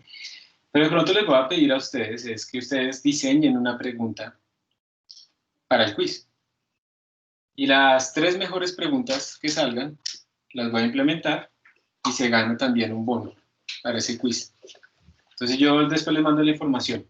La idea es que si es una pregunta muy fácil como la velocidad de la partícula es esta y la masa es esta contra la energía cinética, pues eso no es una pregunta para un estudiante universitario, ¿no? Porque eso simplemente se reemplaza en la fórmula y ya. Entonces se inventan una pregunta y pensando, ¿no? Yo qué haría si yo fuera el profesor, pero no pensando como si yo fuera el profesor con que los rajaría, no, esa no es la intención, sino si yo fuera el profesor y quisiera como sacar una pregunta lo más importante acá, ¿qué pregunta me inventaría? Ya puede ser que sea de conservación de la energía, ya puede ser que sea de interpretación de esto, lo que sea, pero una pregunta así, que eso es lo que uno trata de hacer con los exámenes, ¿no? No solo rajarlos, o sea, eso es lo que parece, pero no es así. Entonces, bueno, miremos acá esta otra pregunta que está aquí abajo. Dice, una partícula de 2 kilogramos se mueve a lo largo del eje X en un movimiento unidimensional con una fuerza conservativa que actúa sobre ella. Entonces, por eso nos dicen que solo hay una fuerza conservativa y solamente es esa fuerza que está ahí pintada. Perdón, esa no es la fuerza, es la energía potencial que está ahí asociada. La partícula se coloca en cualquier posición entre x igual 0 e x igual 7. ¿Está bien? Perdón. Dice, esto es, si la partícula se coloca entre cualquier posición entre x igual 0 y x igual 7, ustedes tendrían esa energía potencial. Bueno, entonces básicamente que les dieron la energía potencial. Ahora les dicen, cuando están en x igual a 6.5, ojo, mírenla bien, cuando están en x igual a 6.5, La rapidez de la partícula es v sub 0 igual a menos 4 en dirección y. Bueno, en dirección menos i, 4 metros por segundo en dirección menos i. De esta figura, determine la rapidez de la partícula en x1 igual a 4.5. Entonces, le dan la condición inicial, la partícula está en 6.5 a esa rapidez. Ahora, por favor, ustedes tienen que determinar la rapidez de la partícula cuando está en x igual a 4.5. Voy a dejarles un momento para que lo hagan y vamos a advertirle a quién le vamos a pedir la respuesta. Se ha salido. Entonces, 16. Vamos a ver quién es el número 16. Alejandro Morera. Alejandro Morera, ¿estás?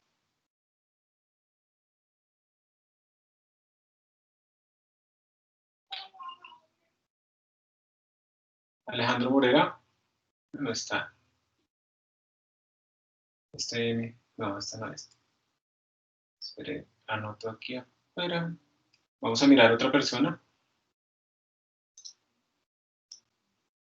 23. Karen Liliana Vargas. ¿Estás? Sí, profe. No, Karen, entonces digamos que te va a preguntar a ti la respuesta a esta pregunta en unos minutos. ¿Listo? Bueno, Pero pues por favor háganlo todos para que miremos si Karen pues nos ayuda a resolverla bien o si hay que hacer algo más. Ya hablamos.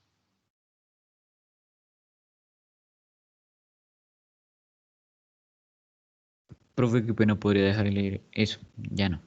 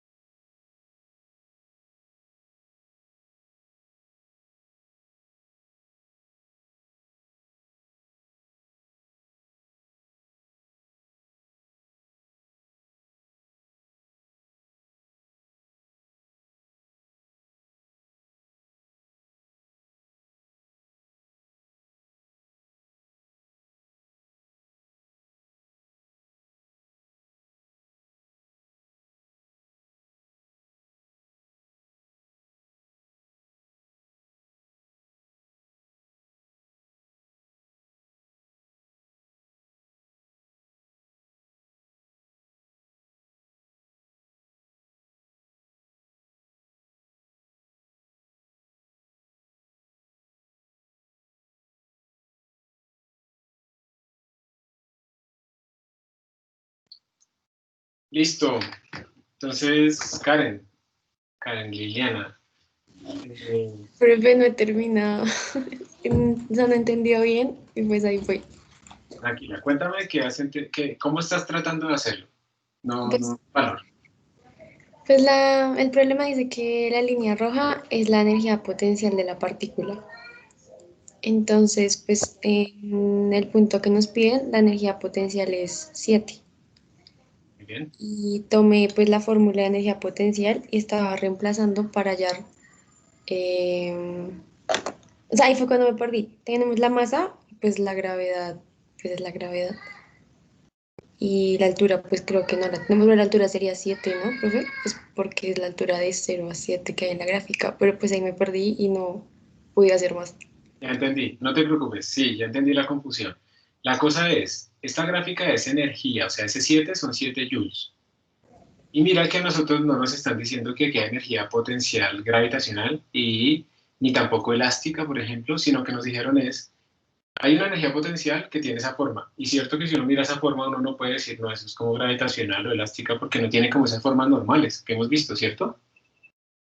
Entonces digamos que aquí no es tanto como que trates de sacar la gravitacional, y tal vez eso yo no lo había dicho, ¿no? Porque en estas curvas ustedes no saben si esta energía salió de algo gravitacional o de dónde salió.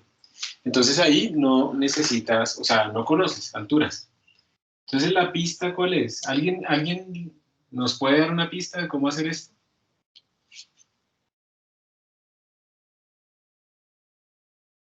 Profe, pues yo relacioné energía cinética con potencial, despejando velocidad, Muy bien, pero no pude.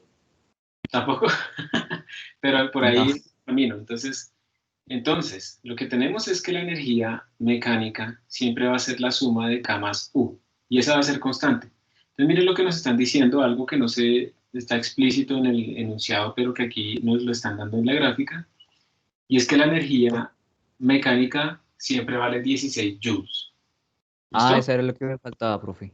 Claro, y entonces aquí está, ¿no? La energía mecánica vale 16 joules. Entonces, Karen, ¿cuánto vale la energía mecánica cuando la partícula está aquí en 6.5, la total? Es de 16 joules. Listo. Y cuando estás en 4.5, ¿cuánto vale? La total. Lo mismo, ¿sí o no? Sí, profe. 16 joules. Entonces, si tú tienes en cuenta eso, esta energía mecánica tiene que ser la misma siempre, 16 joules. Y eso te permite relacionar la energía cinética y potencial en un paso con la energía cinética y potencial, pues en otra posición. De pronto con eso, ¿será que puedes resolverlo ya? ¿Tú qué crees? Pues sí, pues si la energía mecánica es 16 y la energía potencial es 7, entonces la cinética es lo que falta para llegar a 16, ¿sí? Sí, excelente. ¿O estoy confundida? No, está bien. O sea, que Sí. ¿cuánto es? Es 8. Profe, creo que ya pude, pero no sé si está bien. Cada uno sería 9, ¿no? No, sí, 9. 9 joules. Y cada uno sería la masa por la rapidez 1 al cuadrado sobre 2. Y de ahí podríamos sacar la rapidez. ¿Sí o no? Sí, profe, ya entendí. ¿Y los demás? ¿Entendieron? O sea, ¿hay alguien que no haya entendido qué fue lo que hicimos? No, a mí me faltaba era eso de la energía mecánica, pues porque ya tenía lo de la masa. Ok.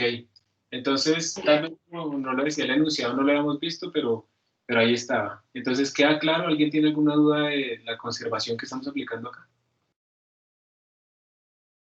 Profe, me dio 3 la velocidad, no sé por qué. No sé, vamos a hacerla. Entonces tendríamos 9 igual, la masa es 2 por, pues esta cosa al cuadrado sobre 2. Entonces sí, la rapidez nos daría 3 metros sobre segundo. Ah, pensé que era 9, entonces me confundí. No, tu energía es 9, Ah, listo.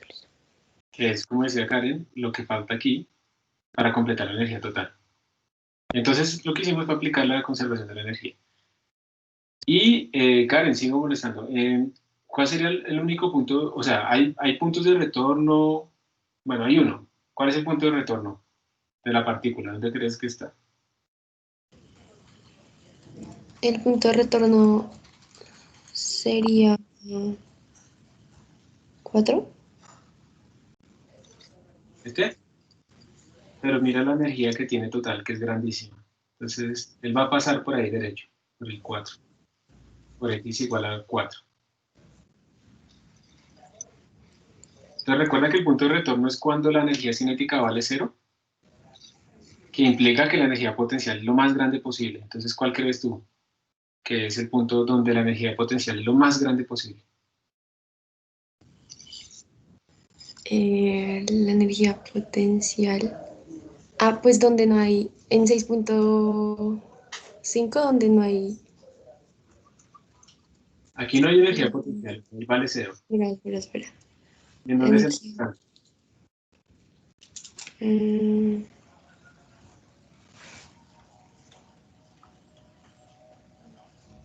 en- Mira, tu energía total vale 16.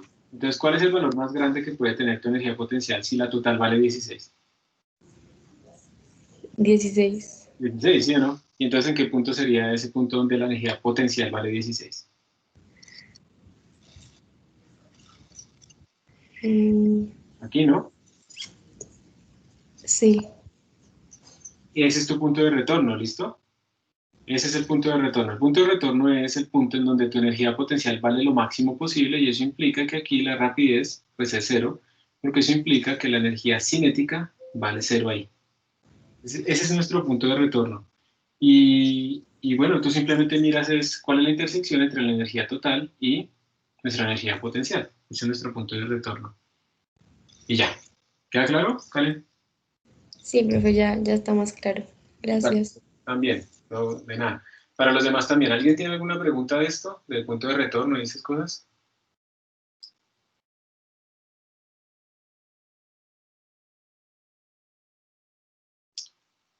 ¿Nadie? Listo. Entonces esta partícula pues tiene ese punto de retorno, pero como solo es uno, pues probablemente esa partícula no va a quedar atrapada. Muy bien. Otra cosa que les quiero contar aquí con esto de las curvas de energía potencial es esta. Normalmente digamos, me puedo basar en esto para contarles. Esta es un potencial que se llama el potencial de Lennard-Jones, que es un potencial que se utiliza para modelar las fuerzas de equilibrio moleculares. Y observen, por ejemplo, acá, observen que la zona del equilibrio, que es esta, ¿sí? Esta que está aquí, donde la fuerza vale 0, pues tiene energía potencial negativa. Entonces, en general, uno lo que tiene es que a eso le llamamos como pozos de potencial, y esas zonas pues tienen energía negativa, y en general digamos que prácticamente como la energía potencial depende del sistema, del punto de referencia que uno escoge. Entonces uno lo que encuentra es que casi siempre no sé si es convención, casi siempre pintamos las energías potenciales de estos sistemas como negativas, y eso no tiene nada que ver con eso que uno escucha como en la radio o que lee en las revistas como Jet Set o algo así que aléjate de la energía negativa y que solo busca energía positiva y que no sé qué, porque aquí lo que importa es mejor tener energía negativa porque ahí las cosas son estables y no se desarman, ¿no? Entonces, en general ustedes van a tener energías que son negativas, pero pues eso no significa nada malo. Significa simplemente que estamos escogiendo un punto de referencia que hace que esas energías sean negativas ahí. Esto requiere como mucha álgebra, yo no quiero quedar ahí, quiero que en la última parte de la clase hagamos algunos otros ejercicios, pero ustedes simplemente pues quiero que piensen cómo resolver este problema. Les están dando aquí el potencial de Lennard-Jones y les preguntan a ustedes calcule la fuerza y el punto de equilibrio. Entonces, primero, ¿cómo harían para calcular la fuerza si les dan el potencial? ¿Cuál es la relación entre fuerza y potencial?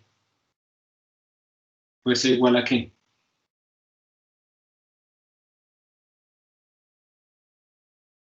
A menos de la derivada de la potencial.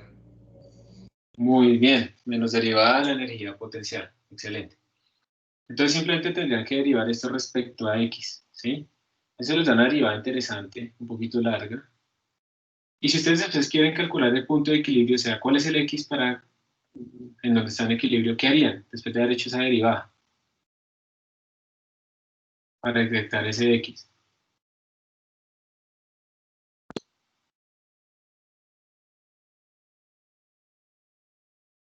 Entonces, ¿qué significa punto de equilibrio? Que la sumatoria de fuerzas, ¿cuánto vale?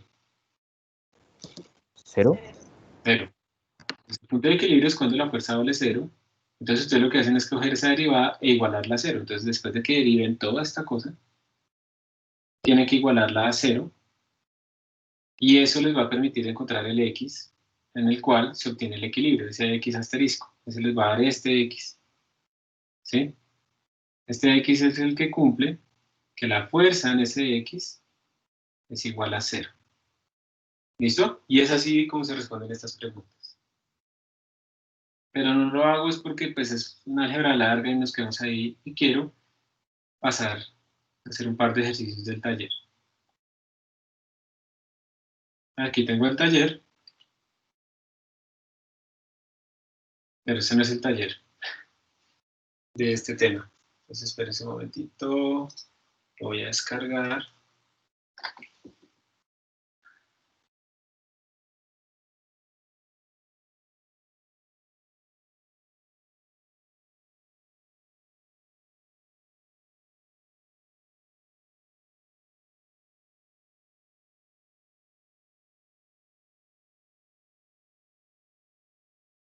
A ver si lo tengo aquí.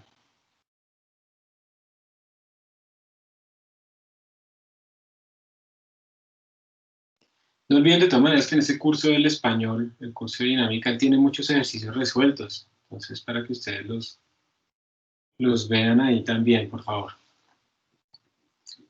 Listo, aquí ya lo tengo. Ya les comparto mi pantalla otra vez.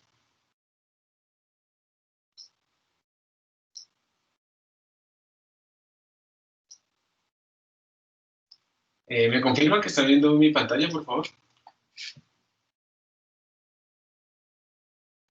Sí, profe. Gracias. Bueno, recordemos entonces fuerzas conservativas. Vamos a hacer un resumen rápido de todo esto que hemos visto. Son las fuerzas que si ustedes le calculan el trabajo en una trayectoria cerrada, ese trabajo les da 0. O sea, su trabajo no depende de la trayectoria. Ustedes pueden ir en curvas, en líneas rectas de un punto A a un punto B y les da el mismo trabajo. La energía potencial está asociada a una fuerza conservativa, depende de la configuración de las partículas, de las posiciones, y es igual a menos el trabajo interno hecho por esas fuerzas conservativas. Entre las energías potenciales que hemos visto está la gravitacional, que depende del cambio de altura, y está también la energía potencial elástica, que depende de la elongación del resorte. Y además, pues aparecen otras que aparecen en los diagramas de energía potencial, ¿cierto?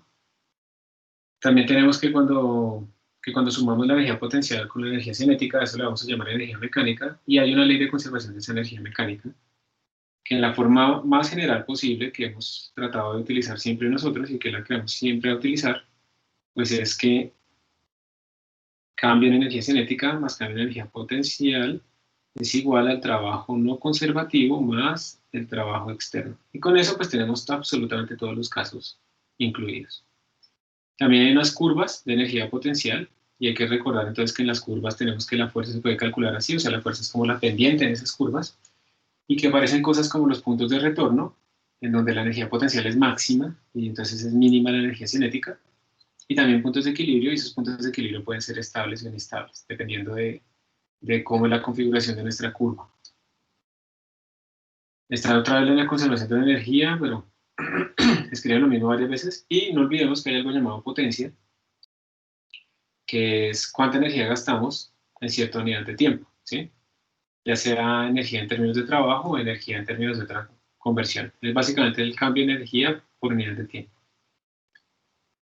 Y ya, aquí hay un resumen extra de lo mismo, conservación de la energía, no sé qué.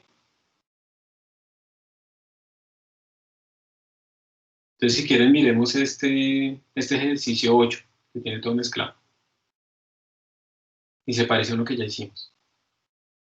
El ejercicio 8 dice, en la figura un bloque se desliza a lo largo de una trayectoria que desciende una distancia h. Esa trayectoria inicial es sin fricción, ¿se acuerdan? Es como la señora esa que se deslizaba en el rodadero, que caía al final en agua, es lo mismo. Y después entra una zona con fricción, esa zona de la derecha tiene fricción, y en esa zona de fricción recorre una distancia d.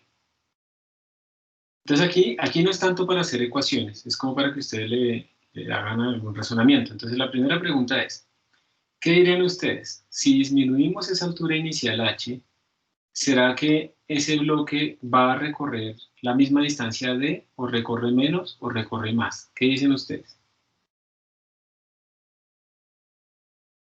Si se disminuye h, la distancia recorrida por el bloque ahora ya en la parte con fricción será más pequeña o más grande, o igual. Creo que se desplaza menos. ¿Qué dicen? Se desplazaría igual, ¿no? Entonces tenemos menos, igual. ¿Hay alguien que diga que se desplaza más?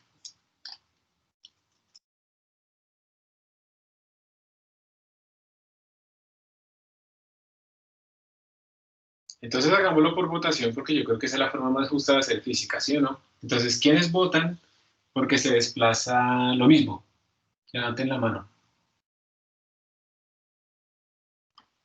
1, 2, 3, 3, listo. ¿Quiénes votan porque se desplaza menos?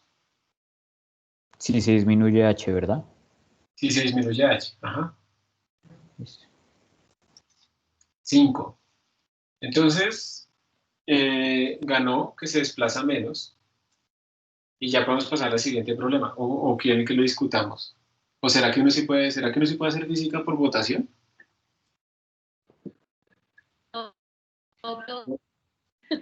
Si fuera por votación, de pronto hay una votación mala que se haga y ganan los que dicen que la Tierra es plana, ¿cierto? Y nos toca hacerles caso. Entonces, tienen razón. En este caso, la mayoría tiene razón. La distancia es menos. Básicamente, ¿qué es lo que está sucediendo? Al inicio, esta partícula va a tener una energía que es básicamente energía potencial, ¿sí? Y esa energía potencial pues va a cambiar si yo la hago que ahora arranque desde un nivel más pequeño, va a ser más pequeña esa energía. Y esa energía que yo tenía al inicio, después se va a gastar en este trabajo acá, en este trabajo no conservativo. Entonces, si yo al inicio tengo menos energía disponible, pues eso probablemente implica que yo tengo pues menos energía para gastar acá, entonces recorre menos distancia.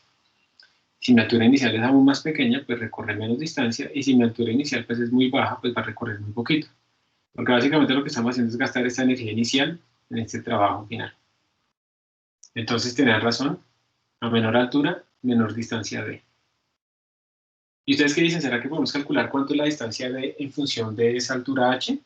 Conociendo, digamos, que la fricción aquí es μk. ¿Ustedes creen que podemos hacer eso?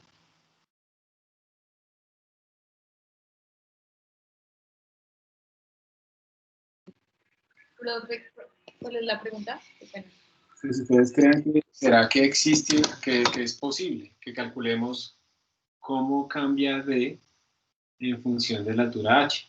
¿Sí? Para demostrar que lo que estamos diciendo es verdad. ¿Cómo lo harían? O sea, digamos que esa es la pregunta que les salió en el parcial. ¿Ustedes cómo harían si yo les digo a ustedes, calcule la distancia recorrida d dada una altura inicial h? ¿Cómo lo harían? ¿Qué aplicarían?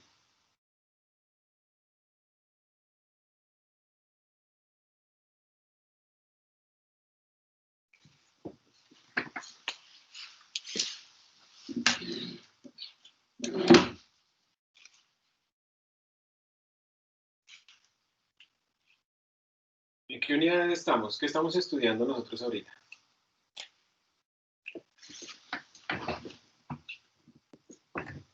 ¿Conservación de qué?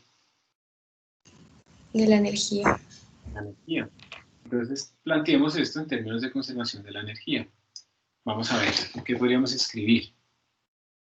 Esto no sé si es tan grande. Entonces, de nuevo, conservación de la energía. Recordemos que esto es delta K más delta U igual trabajo no conservativo.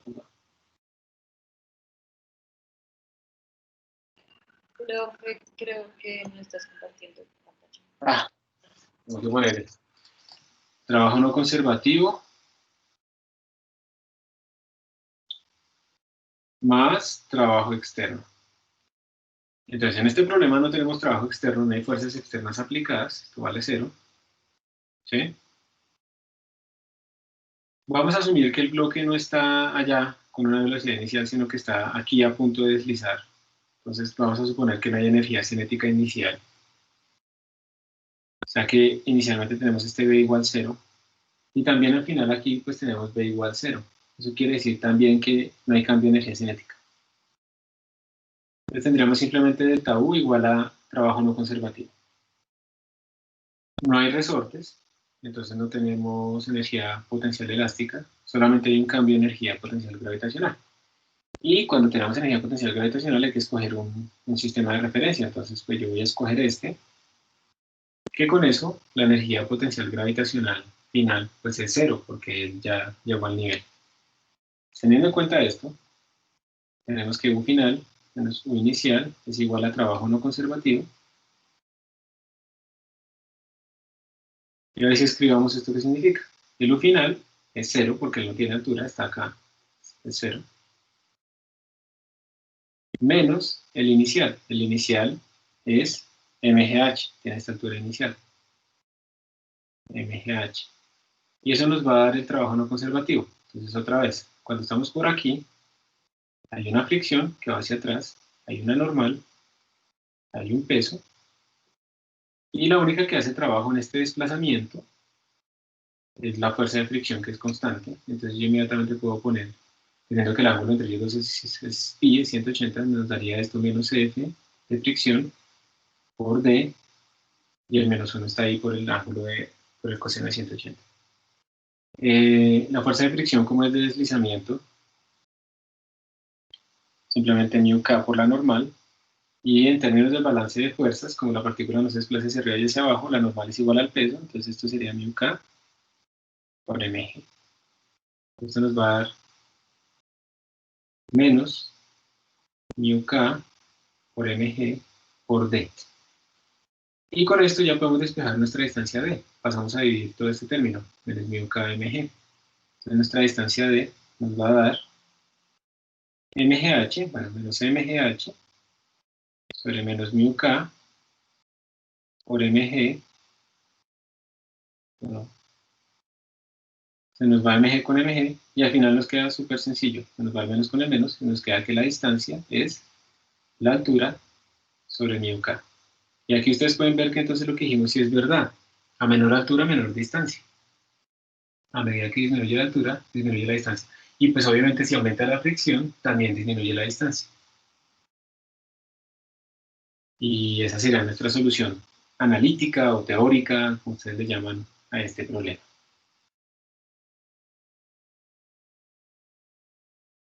Bueno, vamos a mirar energía potencial y fuerzas conservativas. Este es un problema, a ver, miremos cuál quieren. ¿Cuál quieren? ¿El 6, que tiene dos punticos? ¿Quieren que hagamos el 6?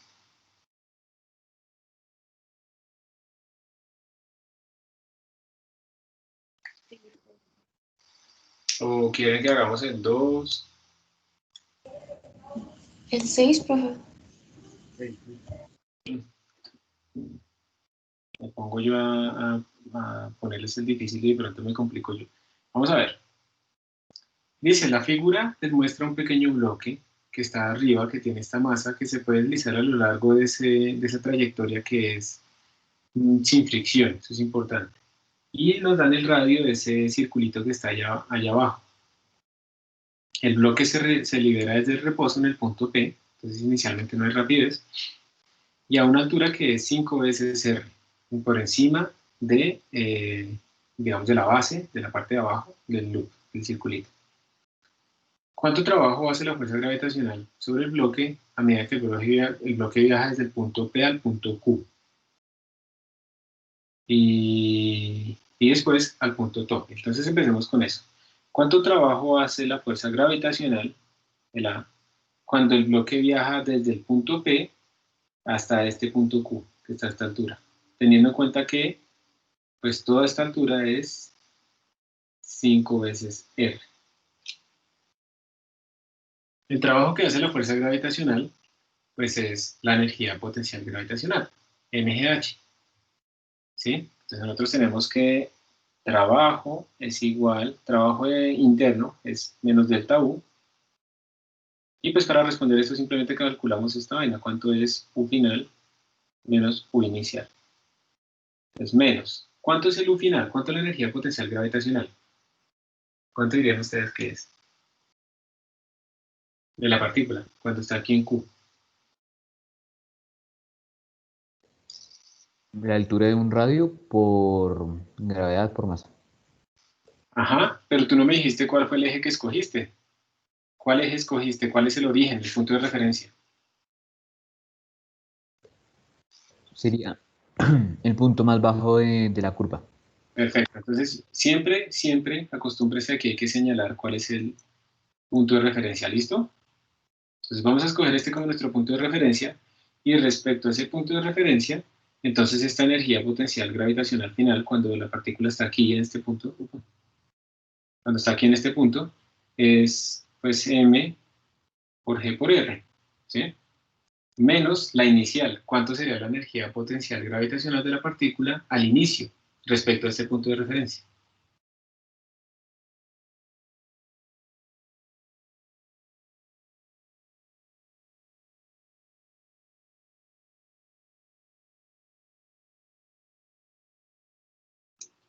MG5R. Excelente.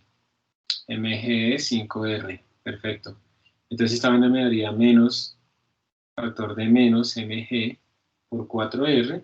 Y finalmente me quedaría que esto da 4 veces m por g por r.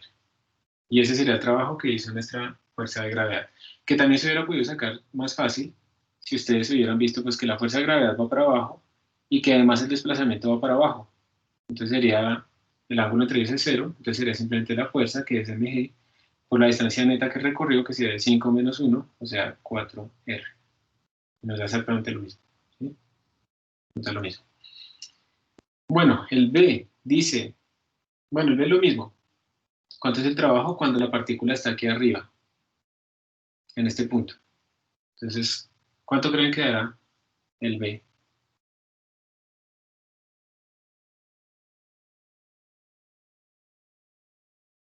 ¿Cuánto será esta distancia neta que recorrió la partícula?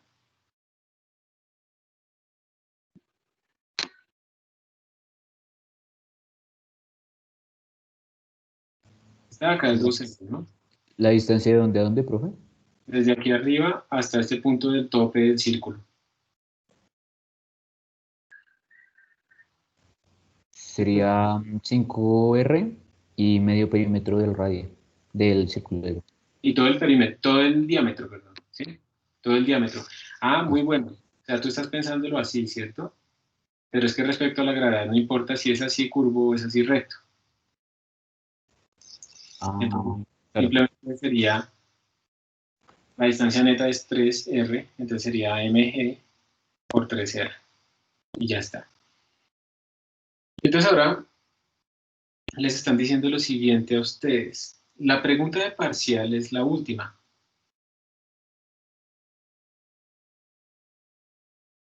No, ni siquiera está aquí. La pregunta que yo les haría a ustedes en un parcial sería la siguiente.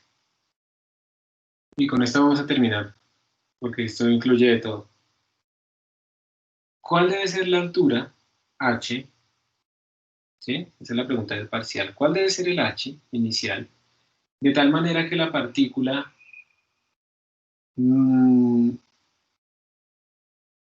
sí, ¿cuál es el h mínimo? De tal manera que la partícula no se caiga cuando llegue aquí en esta zona. Cuando llegue acá, la partícula siga, o sea, complete el círculo. ¿Cuál debería ser ese h? Obviamente, si yo pongo un h pequeño, por ejemplo, si yo pusiera mi h inicial acá, pues mi partícula llega máximo hasta acá, ¿cierto? Y se devuelve. Si yo lo pongo un poquito más alto, la partícula llega hasta acá. Si yo lo pongo un poquito más alto, la partícula llega hasta acá. Entonces, pues esa sería la pregunta. Tener en cuenta la posición inicial, ¿cuál debería ser el h para que la partícula cuando llegue aquí arriba no se caiga, sino que siga? Obviamente si le pongo más h, pues la partícula con más veras va a dar la vuelta. Entonces, ¿cómo haríamos eso? ¿Sí? ¿Cómo se calcularía esa situación para que la partícula no se caiga? Voy a borrar todo lo que he escrito y vuelvo a poner la pregunta. ¿Cuál es ese h mínimo para que la partícula dé la vuelta y no se caiga cuando llegue aquí arriba? Alcance a llegar arriba y siga dando la vuelta, no se caiga ahí. Entonces, para hacer eso, de nuevo hacemos un balance de energías. Cuando la partícula arranca desde arriba, pues solamente tiene energía potencial gravitacional, no tiene nada más. Pero cuando la partícula está aquí, esa partícula tiene dos cosas. Tiene energía potencial gravitacional respecto a ese eje que pusimos de referencia abajo, pero también tiene una velocidad. ¿Sí? Porque también tiene una velocidad ahí, pues porque se está moviendo.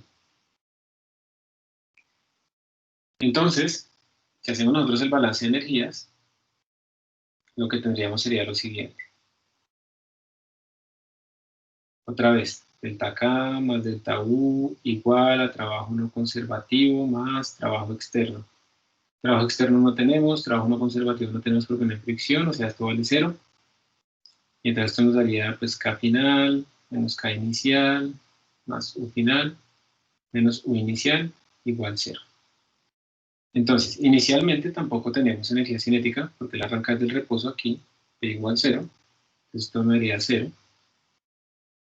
Y entonces escribamos las otras cosas. Vamos a escribirlas. K final sería la masa por la rapidez final al cuadrado sobre 2. O sea, la rapidez que lleva aquí la partícula en este punto.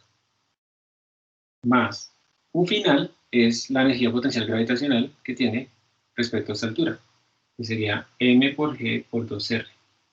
Menos U inicial, que es la energía potencial gravitacional que tiene al inicio, que depende de esta altura, que sería M por G por H. Y toda esta vaina me da 0. Todo esto me da 0. Entonces yo aquí podría despejar el H, voy a pasar este término a sumar, y divido todo por mg.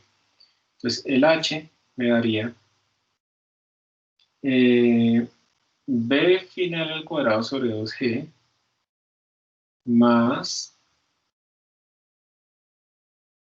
2R. ¿Sí? Eso sería lo que me daría la altura.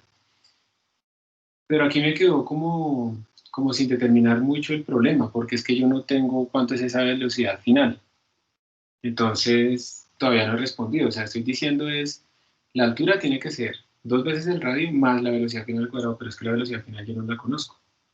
Y aquí ya aplicamos conservación de la energía. Entonces, ¿cómo se hace para resolver este problema? Siendo que la velocidad final normalmente yo la calculo utilizando la conservación de la energía, pero aquí ya acabamos de ver que no me sirve, no me basta, mejor dicho. Necesito más información. Entonces ahí es donde ustedes no se deben olvidar de todo lo que han aprendido. Entonces vienen acá, hacen su bloquecito y hacemos un diagrama de fuerzas de nuestro bloque. Entonces en este caso, nuestro bloquecito lo voy a hacer aquí más grande. Ese bloquecito, ¿qué fuerzas tendría? Tendría una normal, y esta está muy grande, tampoco.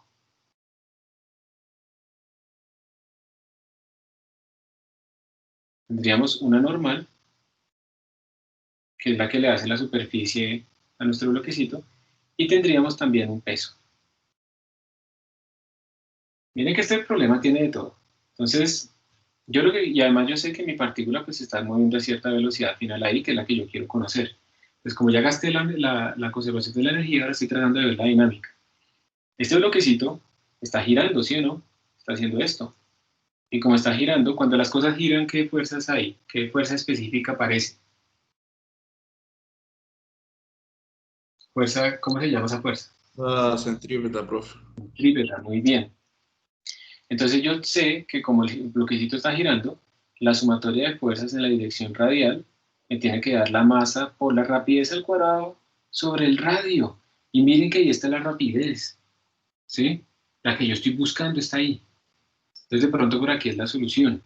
Entonces la sumatoria de fuerzas en dirección radial sería la normal y el peso.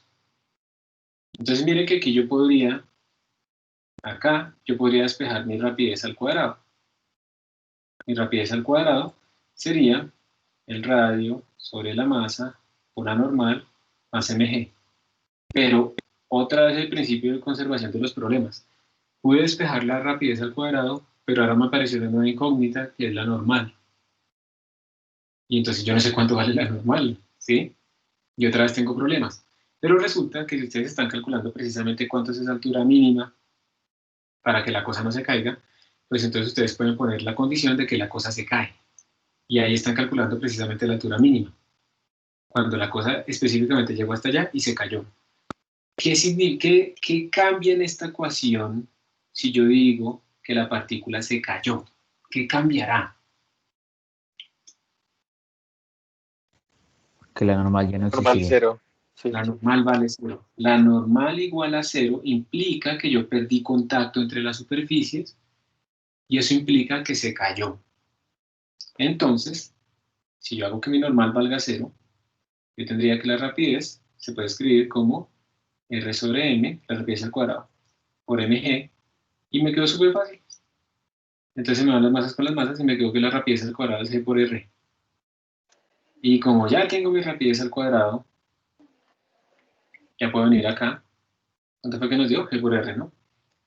Entonces ya podría escribir que H es igual a G por R, que es la rapidez al cuadrado sobre 2G, más 2R. Me da la G con la G, me queda R medios, más 2R. Y finalmente, entonces esto me está diciendo, si usted lo que quiere es que esa partícula justamente llegue a eso, la altura de 2R más R medios sería 5R medios. La altura de 5R medios haría que la partícula llegue en ese punto y pierda contacto. Entonces las alturas que usted tiene que utilizar pues tienen que ser mayores o iguales a 5R medios. Perdón, mayores. Mayores. Mayores, porque si es exactamente igual, se va a despegar ahí en la parte superior. Y ¿Esa es la respuesta, profe? la respuesta sería esta, que la altura tiene que ser mayor a 5R medios. Si yo la pongo exactamente igual a 5R medios, la partícula alcanzó a llegar ahí, pero ahí se despegó. Si yo le pongo una altura más que eso, pues la partícula con certeza va a seguir derecho, la normal ya no se va a anular y entonces va a seguir en contacto. Y eso es un ejemplo de un problema que incluye conservación de la energía, fuerzas centrípetas, ¿sí? Incluye todo. Un bonito ejemplo de problema de un parcial de segundo curso.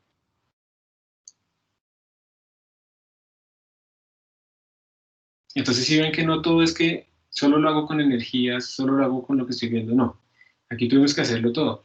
Con energía sacamos un balance, pero la energía al final quedó dependiendo de una rapidez que no conocíamos. Nos fuimos y nos metimos con las fuerzas, teniendo en cuenta que esto era centrípeto y no aparecía una fuerza centrípeta, entonces teníamos ahí una relación con la rapidez, y luego tuvimos que interpretar qué significa que la partícula se caiga. Entonces dijimos, eso implica que la normal vale 0.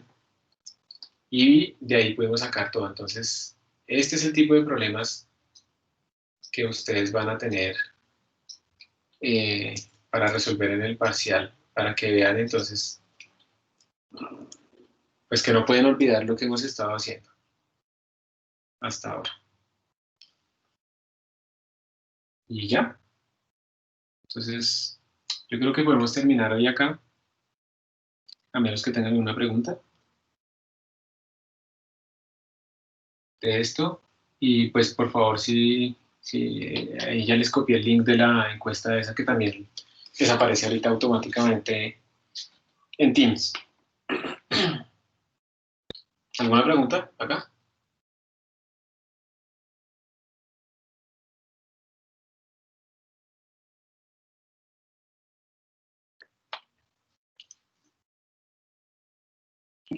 No sé, pero de pronto, para que lo vean, miren que uno tendería a pensar que simplemente con ponerle esta misma altura de 2R es suficiente para que la partícula llegue hasta acá. Pero si ven que no, lo que va a suceder es que como esta partícula va a tener aquí una energía potencial, y esa energía potencial se va a repartir en energía potencial y en energía cinética, ponerla a 2R no va a ser suficiente, hay que ponerla más alta, para que cuando se reparta alcance a llegar hasta 2R y además tenga en cuenta que tiene energía cinética. Entonces, por eso estos problemas no simplemente se resuelven así, hay que plantear las ecuaciones para poder ver realmente. La intuición a veces falla en esto.